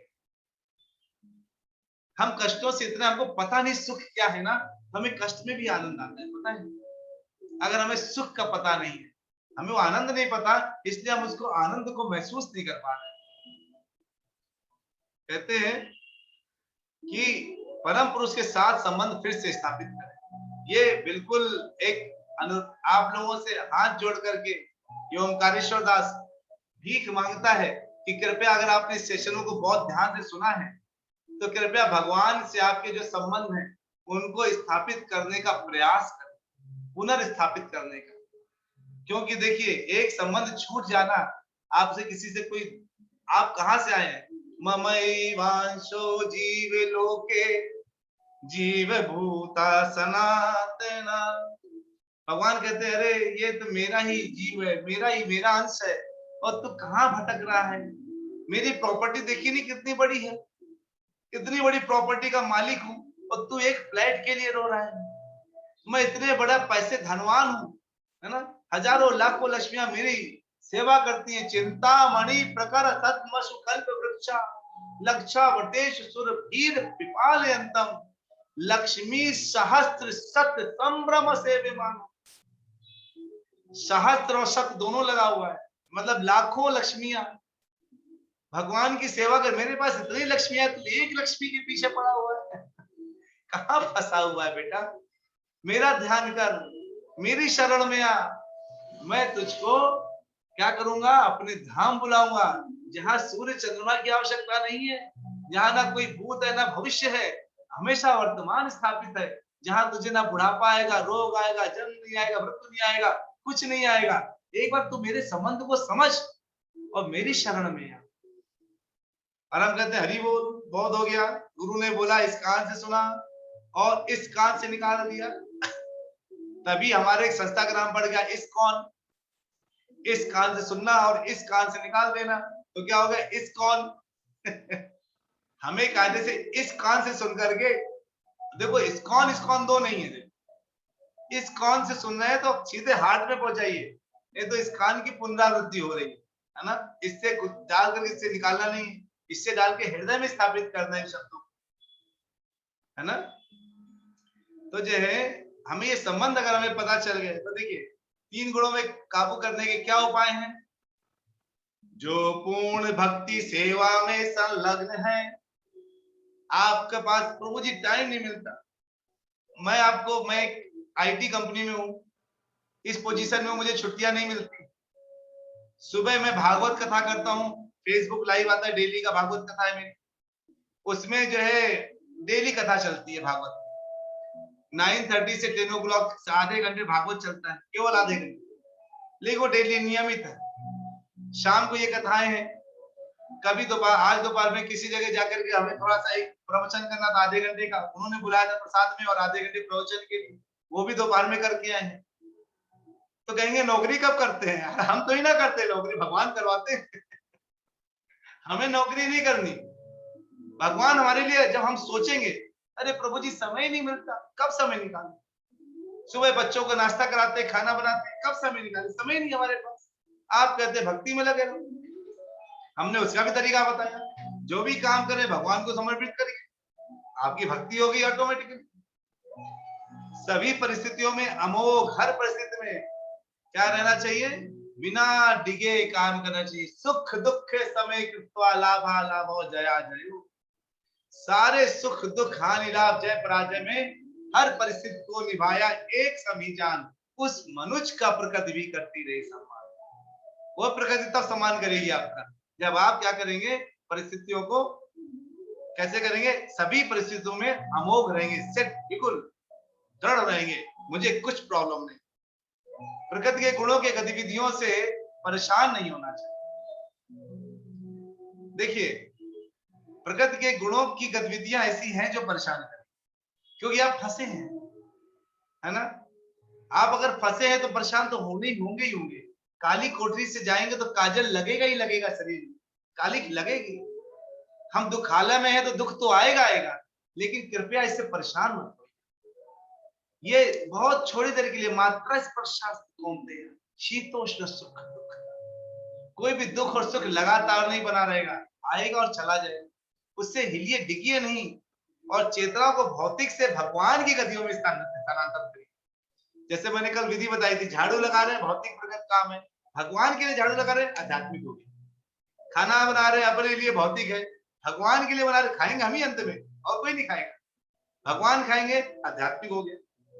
नौकरी कर रहे हैं अपने लिए तो भौतिक है, नौकरी में बच्चों को खर्च करेंगे, परिवार में खर्च करेंगे, उनको आध्यात्म जोड़ेंगे तो आध्यात्मिक हो गया, है ना।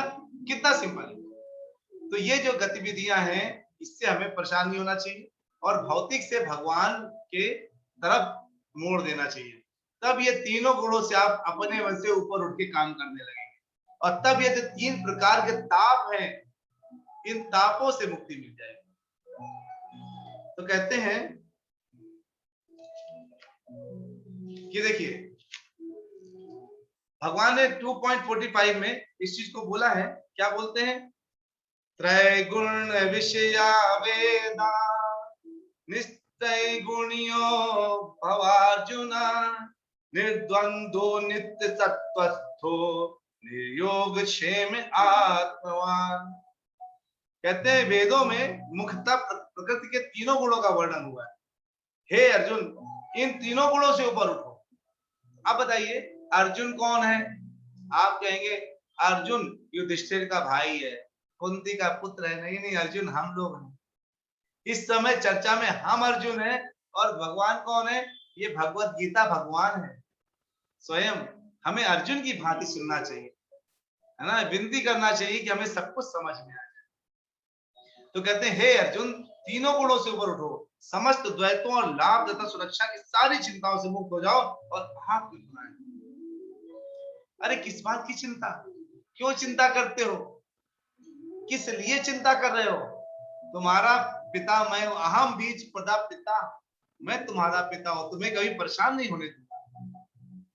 लेकिन हम कहते हैं नहीं, हमको तो चिंता में मजा आता है, हम आपकी शरण में आके करेंगे क्या? नहीं किया तो नहीं किया तो अगर आपको अपने पिता पे भरोसा नहीं है कि आपको जो वो नहीं करेंगे तो मतलब कि आप पिता क्या कर सकते।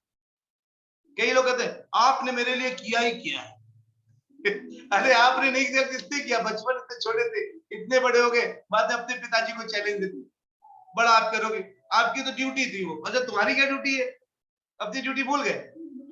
अरे भगवान को तो प्रकृति बनाना ही था, वो तो बना दिया, उनने किया ही क्या हमारे लिए? बचपन से लेकर को दुखी दुख दिए, भगवान ने मेरे लिए कुछ नहीं किया।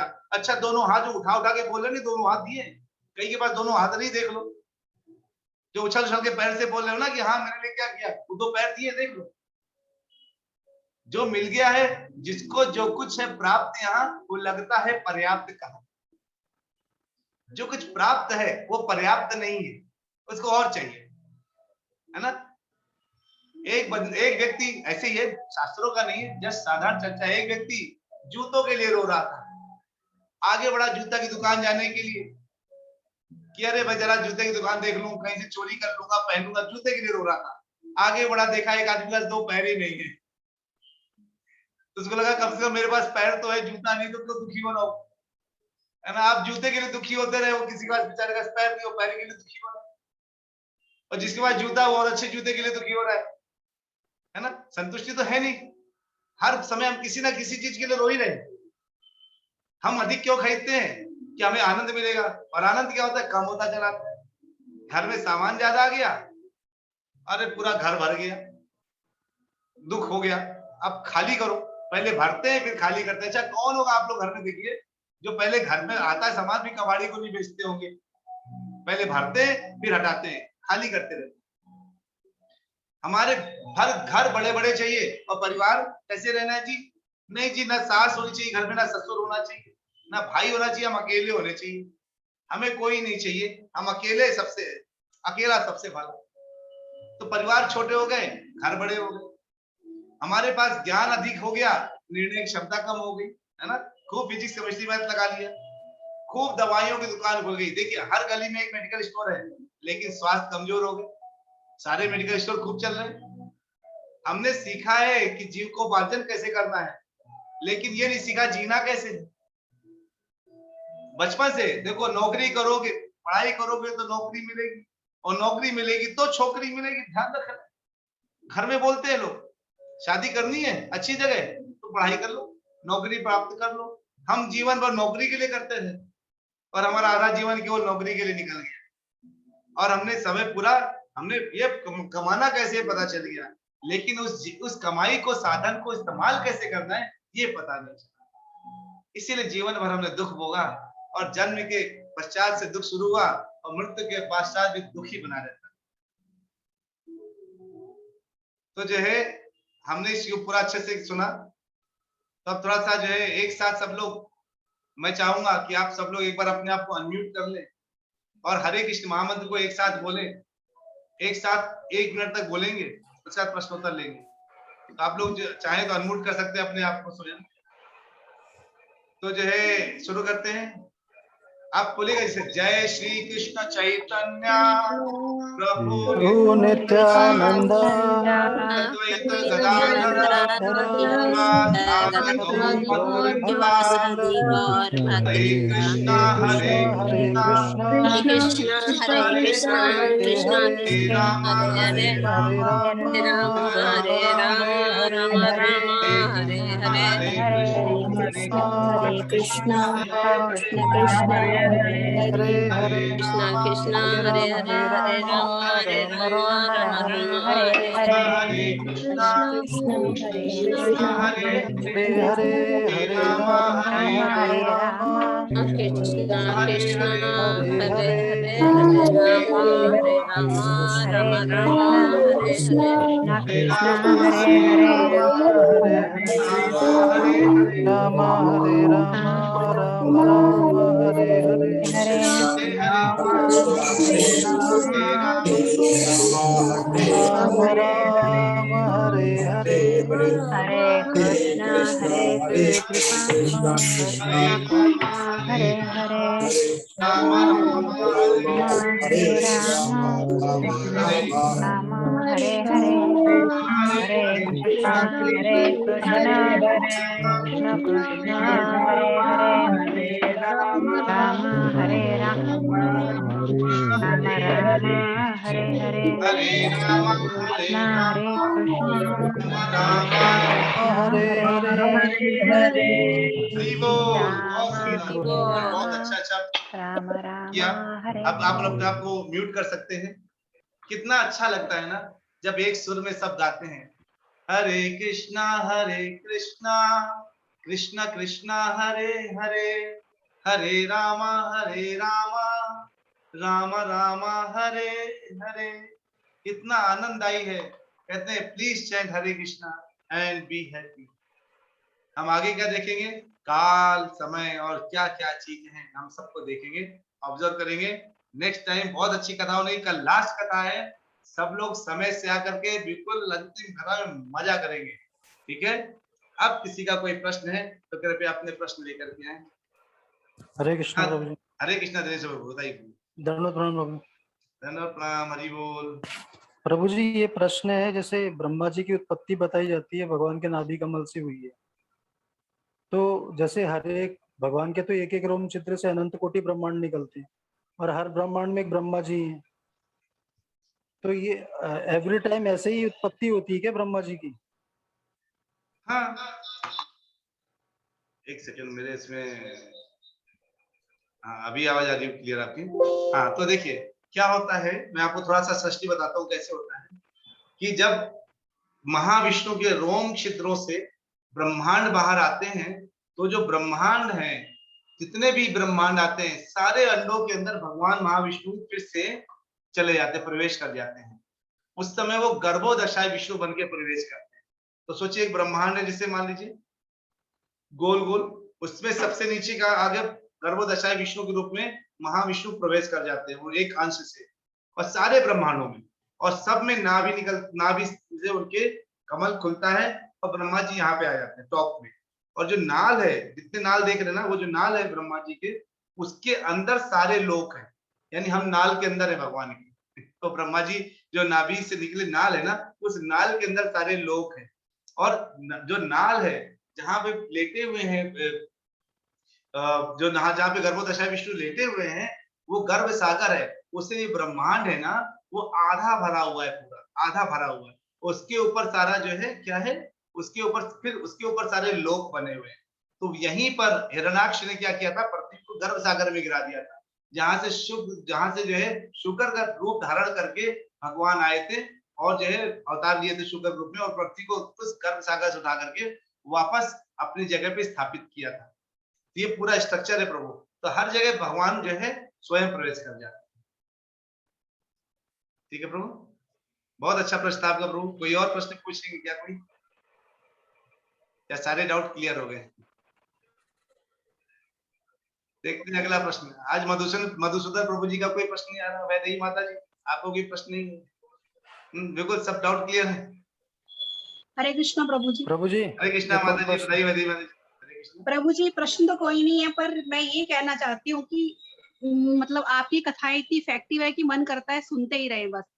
और प्रभु जी थोड़ा थोड़ा असर हो रहा है हम पे। जैसे आपने कल बोला था भोग लगाओ भगवान का नाम लेके, कि मैं भगवान के लिए, वो मैंने आज किया। और प्रभु जी मैंने भगवान को जैसे बोला कि मुझे सुबह उठाना, तो 2 दिन से प्रभु जी मेरे को एग्जैक्ट 4 बजे ऐसे उठती हूँ जैसे लगता है भगवान खुद आके उठा रहे। हरी हरी हरी हरी बोल। बहुत उत्तम माता जी, जितना भी बहुत बहुत धन्यवाद प्रभु जी, आपका बहुत बहुत धन्यवाद। माता जी। मैं एक जैसे ना, जैसे आपने कभी लाउड स्पीकर सुना है? लाउड स्पीकर, एक स्पीकर होता है, एक लाउड स्पीकर होता है ना। तो जैसे 10-12 लाउड स्पीकर लगे हों और एक कथा बोल रहा होता है, तो कई बार लोग ये सोचते हैं कि लाउड स्पीकर से आवाज आ रही है, लेकिन आवाज बोलने वाला कौन होता है? पीछे एक स्पीकर बैठा होता है।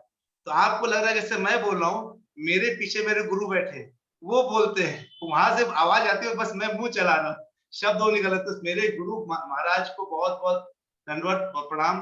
ये जो राधा गोविंद महाराज, वो वहां से वृंदावन में बैठ करके शक्ति देते हैं कि वो शब्द निकल सके। और आपके ऊपर अगर आपको इतना अच्छा लगा, समझ आए, तो मुझे बहुत अच्छा लगा माता जी। आपका ये फीडबैक सुन करके मेरे हृदय को संतुष्टि मिल गई कि मेरे प्रयासों से एक आप में परिवर्तन आया तो मुझे लगता है और भी कई लोगों में परिवर्तन आया होगा, या आपने और कुछ, आप तो बहुत अच्छा कर ही रहे थे, हो सकता है कुछ और थोड़ा बहुत सुधार कर दिया हो अपने जीवन शैली में। तो बहुत बहुत धन्यवाद माता जी इसके लिए। दंडवत प्रणाम प्रभु जी, आपको भी और गुरु जी को भी। धन्यवाद, हरे प्रणाम कृष्ण माता जी, प्रभु जी, हरे कृष्ण। हाँ मधुसूदन प्रभु जी, आप म्यूट में प्रभु जी, अनम्यूट कर लीजिए कृपया। हरे कृष्णा प्रभु जी। हरे कृष्णा। मुझे आपसे भगवत गीत सुनकर बहुत ही प्रसन्नता हुई, और आपके ये मुख से सुनकर तो मैं सोचा कि थोड़ा आपको धन्यवाद दे दूं। और दूसरी बात, मेरा एक प्रश्न है आपसे कि हम लोग देखिए तुलसी में जल डालते हैं, बट बहुत लोग ऐसा कहते हैं कि आप कुछ ऐसे दिन हैं जिस दिन आप नहीं डाल सकते हो, मतलब वो डालना उचित नहीं है। तो ऐसे कौन कौन से दिन है, प्लस तुलसी दल किस दिन, मतलब ऐसा होता है कि तुलसी दल हम लोग कोई पर्टिकुलर दिन तोड़ सकते हैं या कोई पर्टिकुलर दिन नहीं तोड़ सकते हैं? तो इस पर थोड़ा आप अगर लाइट डालेंगे तो अच्छा लगेगा। बहुत बहुत बहुत। आपका नाम प्रभु जी का, मैं मीना मिश्रा नाम से लिखा, आपका शुभ नाम क्या है? मेरा अनुभव कुमार हुआ। अनुभव कुमार प्रभु जी। मैं इस्कॉन गया से जुड़ा हुआ हूँ, यहाँ पर इस्कॉन गया है यहाँ पे, हरी मैं हरी उनसे हरी जुड़ा हरी, हुआ हूँ। बहुत उत्तम प्रभु, बहुत जी, उत्तम प्रश्न पूछा प्रभु आपने, तो इस प्रश्न के लिए आपको बहुत बहुत धन्यवाद। धन्यवाद। देखिए, आपने जो प्रश्न पूछा है वो तुलसी जी के ऊपर पूछा है, तो हमें जी। थोड़ा सा जानकारी हो जाए ना। मैं 2 मिनट लूंगा तुलसी जी के बारे में बताने के लिए। तुलसी जी हैं कौन? ये जो है वृंदा देवी हैं, वृंदा, है ना?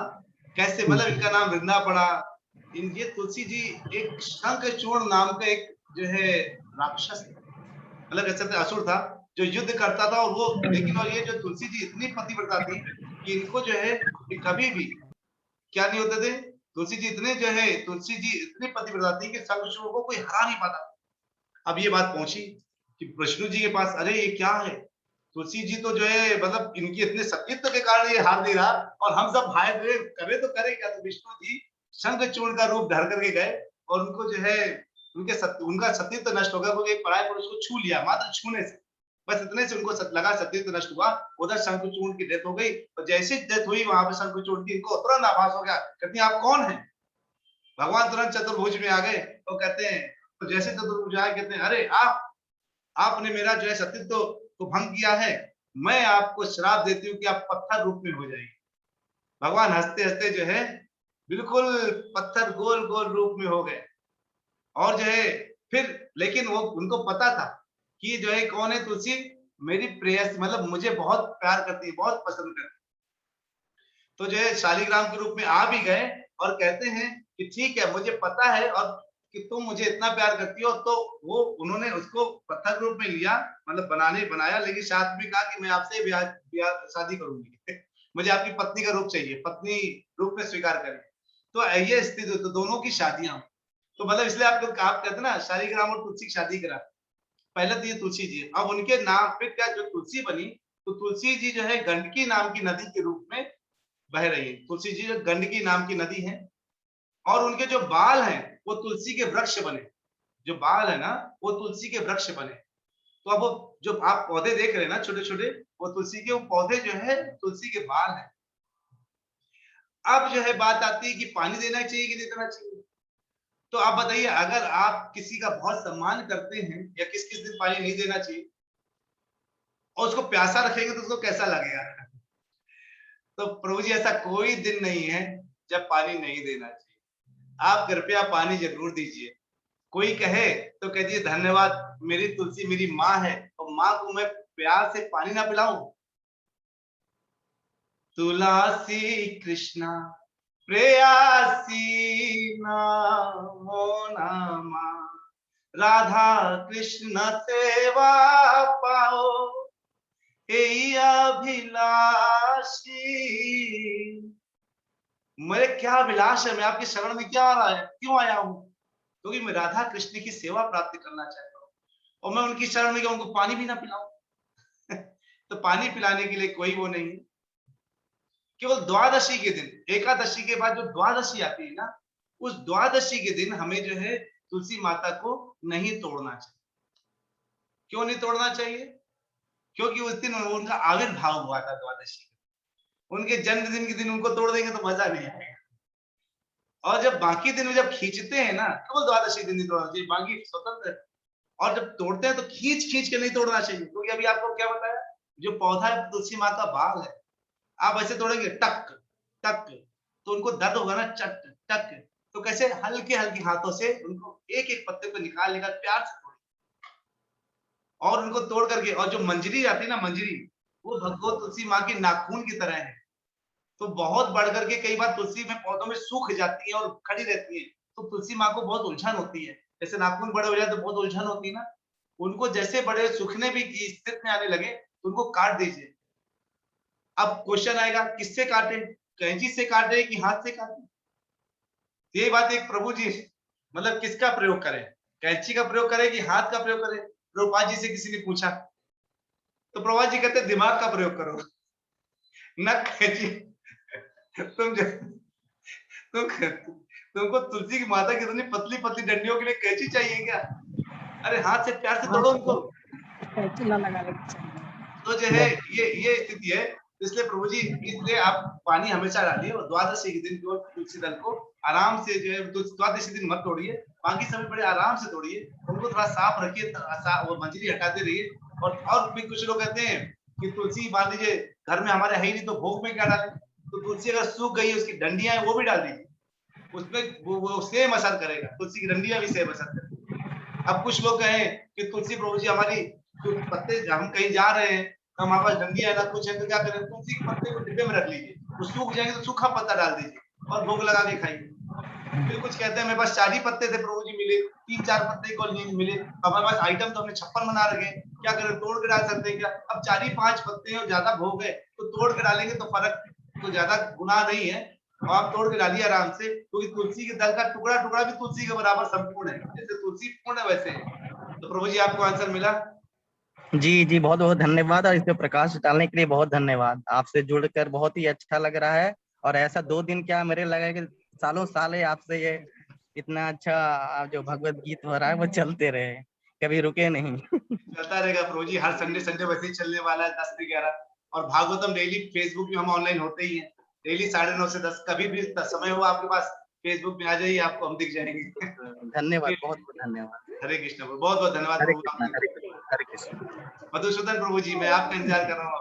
हाँ प्रभु जी, हाँ तुलसी के बारे में और एक चीज कहा जाता है कि तुलसी अगर नहीं होगा आपके पास ज्यादा, तो आप वह बार बार इस्तेमाल कर सकते हैं। आज चढ़ाया हुआ तुलसी आप कल भी इस्तेमाल कर सकते हैं, अगर सूखा नहीं है तो परसों भी इस्तेमाल कर सकते हैं, कि बराबर है। प्रभु जी एक्चुअली क्या है ना, तुलसी को भगवान आप इस्तेमाल करिए, तुलसी तो अपना जो है पवित्र है, उसपे तो कोई जूठा नहीं होता, लेकिन तब भी हमें प्रयास ये करना चाहिए कि जो तुलसी भगवान को एक बार चढ़ जाती ना, उसको प्राप्त कर लेना चाहिए। तुलसी को आप प्राप्त करते हैं ना, तो जो है आपके अंदर जाकर के भक्ति को बिल्कुल भयंकर भूचाल मचाता अंदर। तो तुलसी एक प्रकार से बिल्कुल एटम बम की तरह है, भक्ति बम, उसको आप प्राप्त करते हैं, आपने ले लिया तो अंदर जिसको जो भगवान के चरणों में चढ़ी तुलसी, उनको प्रसाद की तरह ग्रहण करना चाहिए, और फिर वो ग्रहण करते हैं ना, और तो जो है आपको भक्ति उमड़ के बाहर आती है। तो अच्छा बात रहेगा कि डेली नियमित आप बिल्कुल फ्रेश तुलसी चढ़ा दें, और जो है उस तुलसी को उपयोग कर दें, उसको प्रसाद की तरह ग्रहण करें, वो सबसे उत्तम विधि है प्रभु मानी गई। तो और एक चीज है। हाँ बोलिए प्रभु। अभी आपने कह रहे थे कि भय दोष जो भी है, मतलब आदमी में जो गुस्सा होता है, ये और मतलब अच्छी चीज भी है, बुरी चीज भी है, और कुछ लोगों को खुशी होती है, कुछ लोगों को खुश होते हैं। तो ये भय वगैरह जो चीज है, शायद हर एक को एक्सपीरियंस होना चाहिए, भय या दोष या आप कुछ भी कहिए, या घबराहट, हाँ, ताकि जो एक्सपीरियंस होना चाहिए कि मतलब इससे यह कंपैरिजन हो सकता है कि खुशी का कंपैरिजन हो सकता है इससे, खुश कैसे हो।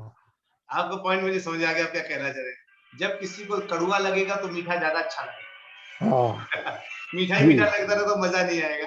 हाँ, लड्डू खिलाते रहेंगे तो आनंद नहीं आएगा, पीछे मिर्ची दे देना चाहिए, अगर लड्डू का ज्यादा सुख देना है। हाँ, तो जी वो मिलेगा ही मिलेगा, कि हमारी इस प्रकार कि वो बाय डिफॉल्ट चिप लगा के हमें मिला हुआ है ना। तो जो है ये 4 चीज तो चिप लगा के मिली, तो तो सबको मिलता है, तो सबको ग्रहण भी करना पड़ता है और समान भाव से ग्रहण करना चाहिए, है ना। बहुत उत्तम बात बोली प्रभु। आपके जो है प्रेजेंस से बहुत आनंद आता है प्रभु। आप लोग जो है बिल्कुल रह करके आशीर्वाद देते हैं। आप लोग के आशीर्वाद से मुंह में शब्द आते हैं और वो निकलते चले जाते हैं, तो बहुत अच्छा लगा। आप पूर्वा माता जी, हरे कृष्ण, आपने अनम्यूट किया अपने आप को। हरे कृष्ण, धन्यवाद प्रणाम प्रभु जी। आप एक बार प्लीज आप बोलेंगे तमोगुण, रजोगुण और सत्वगुण, और एक बार रिपीट करेंगे प्लीज। तो मैं आपको स्क्रीन शेयर करके फिर दिखा देता हूँ माता जी। देखिए हमें एडमिन माता जी अभी स्क्रीन शेयर कर रही है और आप उसमें देखिए। तो आप उसमें वैसे पूछना क्या है, सत्वगुण रजोगुण तमोगुण में क्या चीज है? मतलब ये है आपका सत्वगुण रजोगुण तमोगुण की स्लाइड दिखा देता हूँ ताकि आपको पूर्णतः ये है भौतिक आध्यात्मिक, और एक कदम और ऊपर चलेंगे ये मिल गया। तो ये है माता जी सत्वगुण रजोगुण तमोगुण की पूरी लिस्टिंग। तो आप एक बार ध्यान से देख लीजिए, कहीं कुछ कंफ्यूजन हो तो बता दीजिए। बोलने का मतलब है कोई कोई बोलते हैं ना आपके अंदर तीनों गुण है, तो ऐसा कौन सा है ना गुण अच्छा होना चाहिए, मेरा बोलने का मतलब ऐसा। अच्छा, तो देखिए हाँ। आपके अंदर सत्वगुण, तो आपको सत्वगुण में तो हमेशा सात्विक तो हमेशा रहना चाहिए, सबसे महत्वपूर्ण है सात्विक रहना। लेकिन कभी हमारा जीवन कैसे चलता है, कभी हमारे ऊपर सत्वगुण हावी होता है, कभी रजोगुण हावी होता है और कभी तमोगुण हावी होता है। तो जो है आप अगर इसको प्रकृति के गुणों के बारे में बहुत अच्छा अध्ययन करना चाहते हैं माता जी, तो 14वां अध्याय 14th चैप्टर है भगवद गीता का, उसको अगर आप ओपन करेंगे ना तो आप उसको एक बार पढ़िएगा, तो उसमें आपको प्रकृति के गुणों के बारे में बहुत अच्छा मिलेगा। तो भगवान कहते हैं रजः तमः च अभिभूया सत्वं भवति भारत, रजः सत्वं तमः च एव तमः सत्वं रजः तथा। कहते हैं कभी कभी सत्वगुण रजोगुण तथा तमोगुण को परास्त कर देता है सत्वगुण, कभी रजोगुण सत्वगुण और तमोगुण को परास्त कर देता है, और कभी तमोगुण दोनों को परास्त कर देता है। इस तरह से एक साइकिल चलती है और लगातार तीनों में स्पर्धा रहती है। तो जो तमोगुण में ज्यादा देखिए, जब आप सोते हैं तो सोना तमोगुणी हो जाता है माना जाता है, और अगर आप जो है अपने खाना वगैरह बनाते हैं और उसको बना करके आप प्राप्त करते हैं, अच्छा मसालेदार बढ़िया बनाते हो, तो वो रजोगुणी कहलाता है। और जब भगवान की सुबह से जपा करते हैं, जैसा कि आप कथा सुन रहे थे, सतोगुणी हो गया। ये तीनों में लगातार चक्कर चलता है। अब यह बात है कि आप किसको ज्यादा मेंटेन करके चलते हैं, तो बाकी लोग कुपोषित हो जाते हैं। तो जो तमोगुणी लोग हैं अज्ञान में पढ़ करके उनके सतोगुण और रजोगुण कुपोषित हो जाता है और वो तमोगुण में पड़े रहते हैं। जो सतोगुणी हो जाता है वो रजोगुण और तमोगुण को कुपोषित हो जाता है ना। तो उसका जो है इस तरह से होता है माता जी, है ना। तो हमें क्या प्रयास करना चाहिए, पूरे टाइम सतोगुण में तो मिनिमम रहना है और कोशिश ये करना है इससे पूरी तरह से बाहर निकलना, है ना। पूर्णतः हमको हर तरह से इसको बाहर निकल जाना चाहिए, हमें ये प्रयास करना चाहिए माता जी। माता जी आपका वीडियो चला गया अचानक, पूर्व माता जी, मैं आपको देख देख के बोल रहा था ठीक है माता जी, लगातार प्रयास करना है, हमें तीनों के गुणों से ऊपर उठना है, ताकि हम नीचे जो भूचाल मच रहे हैं ना, ये लगातार कष्ट आदि देविक आध्यात्मिक आदि भौतिक, इनसे बच करके निकल सके। मैं यही देख रहा था, हुमा माता जी ने अपना वीडियो तब तक ऑन नहीं किया जब तक कथा यहाँ तक नहीं पहुंच गई। थैंक यू प्रभु जी, हरे कृष्ण। हरे कृष्ण माता जी, हरे कृष्ण। और जो है अभी अनुकूल मिश्रा प्रभु जी ने शायद अपने आप को अनम्यूट किया है। प्रभु जी आप हरे कृष्ण प्रभु जी। हरि बोल, हरि प्रभु जी एक बार अपना वीडियो दिखा के दर्शन भी करा देते अगर जी।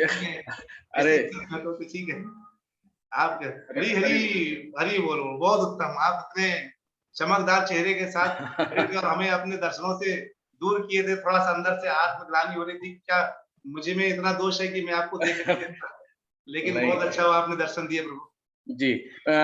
मेरा एक प्रश्न था, एक्चुअली मैं दुर्गा जी का भी पाठ करता हूँ, ओम नमः शिवाय का भी जाप करता हूँ, हरे राम हरे कृष्णा।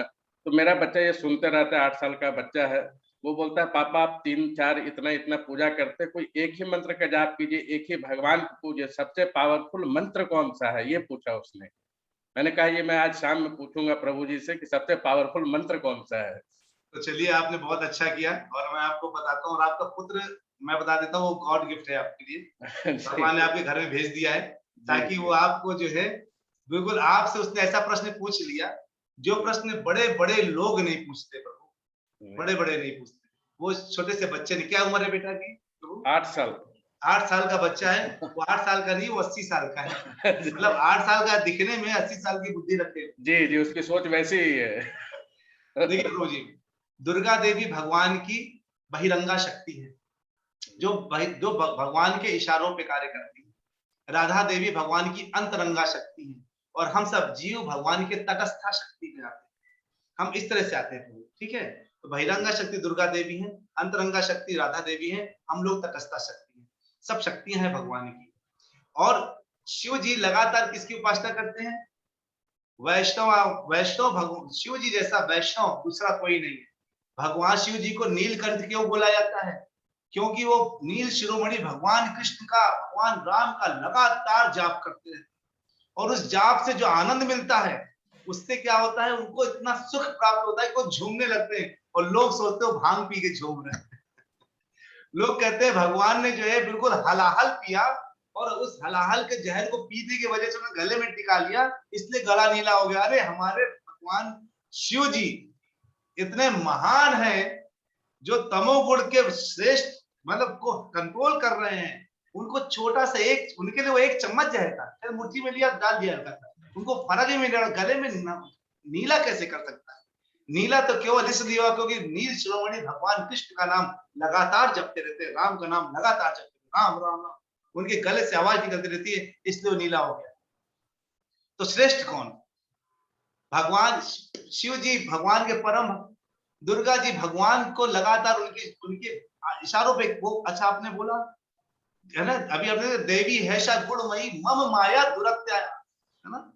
तो ये बहुत मुश्किल है पार कर पाने को। स्वयं दुर्गा देवी इस दुर्ग में, ये किला है ना, ये जो धरती है, जो ये है, ये किला की तरह है, उसमें दुर्ग आप समझते हैं, दुर्ग मतलब किला, तो दुर्गा मतलब पहरेदार, वो पहरेदार है। तो भगवान की शक्ति के इसको कंट्रोल करती है, पहरेदार है। तो मेन कौन है?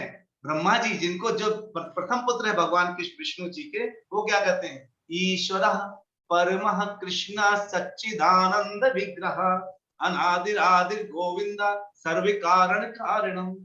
ईश्वर परम कृष्ण, परम ईश्वर कृष्ण है, जिनके एक अंश से महाविष्णु, और महाविष्णु से ब्रह्मांड, ब्रह्मांड के अंदर गर्भोदशाई विष्णु, उसे क्षीरोदशाई विष्णु निकले हैं। ये यानी ईश्वर परमेश्वर कृष्ण। तो अब बोले मंत्र कौन सा बोला जाए? तो चैतन्य महाप्रभु दया कृपा करने के लिए 500 साल पहले आते, कहते हैं अगर जपना है तो जपो हरे कृष्णा कृष्णा कृष्णा हरे हरे, हरे रामा राम राम हरे हरे। ये जो मंत्र है, ये समुद्र की तरह है, इसमें जितने मंत्र हैं वो सब नदियों की भांति इसमें समाहित है। एक नाम बोलेंगे हरे कृष्णा कृष्ण कृष्ण हरे हरे, हरे राम राम राम हरे हरे। ये हो गया भगवान को जड़ में पानी डालना। और जितने देवी देवता है, दुर्गा जी, शिव जी, गणेश जी, सब इतने प्रभावित हो जाते हैं मंत्र सुन करके, वो हर्षोल्लास हो जाते, खुश हो जाते हैं, और फिर अपने भक्त को आगे देखते हैं, अरे ये स्पेशल व्यक्ति है, ये मेरा अच्छा व्यक्ति, ये अब हमारे बराबरी में आया है। अभी तक हमसे नीचे था, अब भगवान का नाम ये भी ले रहा है, भगवान का नाम हम भी ले रहे हैं, अब बराबर आ गए, तो बहुत प्रसन्न हो जाते हैं। तो कितना उत्तम है। तो आपको पता चला। अब अपने बच्चे को बताइएगा, बेटा सुनो, ये महामंत्र है जिसको जपने से केवल खुशियां ही प्राप्त होनी, कुछ और नहीं मिलने वाला। ठीक है प्रभु जी? जी हरे हरे हरे। बहुत अच्छा प्रश्न पूछा प्रभु आपने। कल अंतिम क्लास है, सबको बिल्कुल समय से आइएगा, कल कुछ स्पेशल करेंगे। और कल कृपया जितने लोग हो सके वीडियो बनाइएगा। आप लोग हंसते मुस्कुराते चेहरे देखते ना, अंदर से भाव ज्यादा उमड़ता है, और समय से आ जाएंगे तो बहुत अच्छा लगेगा, अगर आ सके तो। ठीक है, कल बोल दीजिएगा ऑफिस में, आज थोड़ा सा आज मुझे घर में वो डॉक्टर दिखाने जाना है। हम भी ऐसे बोलते हैं, मैंने भी अपने ऑफिस में बोल रखा है मुझे डॉक्टर दिखाने जाना है। अब कृष्ण से बड़ा डॉक्टर कौन है? हमने बोला आपको 5 दिन लगातार अपनी चिकित्सा के लिए जाना है एक डॉक्टर के पास। तो कहते ठीक है जाइए जी। अब हम आए तो कृष्ण के पास है, तो कृष्ण से बड़ा कोई डॉक्टर नहीं, हमसे बड़ा कोई मरीज नहीं। इतना बड़ा मरीज, कली काल का इतना बड़ा बद्ध जीव, तो जो लगातार प्रकृति के तीनों गुणों में लगातार कसा हुआ, बंधा हुआ, लगातार तीनों तापों को सह रहा है, उसको वो तो डॉक्टर के पास, भगवान के पास जाएगा, और भगवान शायद कुछ बुद्धि दे कैसे बाहर निकलेगा। बहुत बहुत धन्यवाद प्रभु आपके इस प्रश्न के। धन्यवाद प्रभु। चलिए बहुत अच्छा है। तो जो कल के दिन हम लोग सब एक कल फीडबैक सेशन भी रहेगा, तो कृपया आप लोग अपने फीडबैक तैयार रखिए, कुछ भी गलत सलत बुरा कुछ भी बोलना सब मुंह पे बोल दीजिएगा, चिंता मत करिएगा, वो सब रिकॉर्ड होता है ना, रिकॉर्ड जाएगा, मुझे भेजना है आपने ऊपर आगे भेजना है, ठीक है। तो चलिए मेरे ख्याल से प्रश्न अगर खत्म हो गए हैं बहुत अच्छा है, नहीं खत्म हुए तो आप व्हाट्सएप में करिएगा, हम उसका प्रश्न का उत्तर लेंगे। वांछा कल्पतरुभ्यश्च कृपा सिंधुभ्य एव च पतितानां पावनेभ्यो वैष्णवेभ्यो नमो नमः। हरे कृष्णा।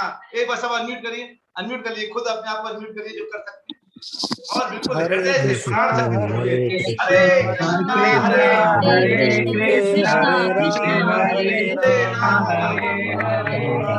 राम राम हरे हरे कृष्णा कृष्णा हरे राम हरे राम राम कृष्णा हरे हरे हरे कृष्णा कृष्ण कृष्णा कृष्ण हरे हरे कृष्णा हरे राम हरे राम हरे हरे राम राम राम हरे राम हरे हरे राम हरे हरे कृष्ण हरे हरे राम हरे हरे हरे राम हरे राम कृष्ण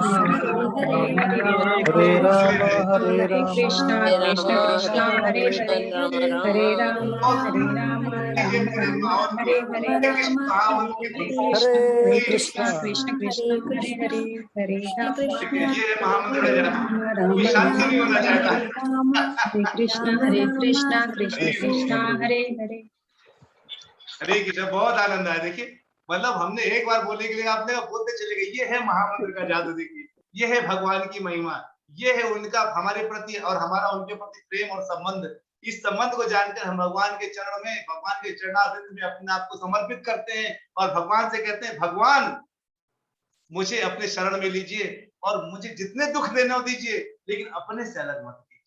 मेरे हृदय में आपके प्रति कोई भी विकार पैदा ना हो, कोई भी आशंका पैदा ना हो, मैं शंकित ना हूं आपके लिए, केवल और केवल मैं आपके शरण में इतना इस तरह से आ जाऊं कि मुझे आपके अलावा कुछ और अच्छा ना लगे। हरि बोल। चलिए खत्म करते हैं, हरि आज बोल। राम मिलते मिलेंगे कल फिर से, ठीक है। हरि बोल। हरे कृष्णा प्रभु जी। हरे कृष्णा प्रभु जी, दंडवत प्रणाम। हरे कृष्णा प्रणाम, प्रभु हरे जी, कृष्णा, धन्यवाद प्रणाम प्रणाम, प्रभु जी। हरि हरि बोल।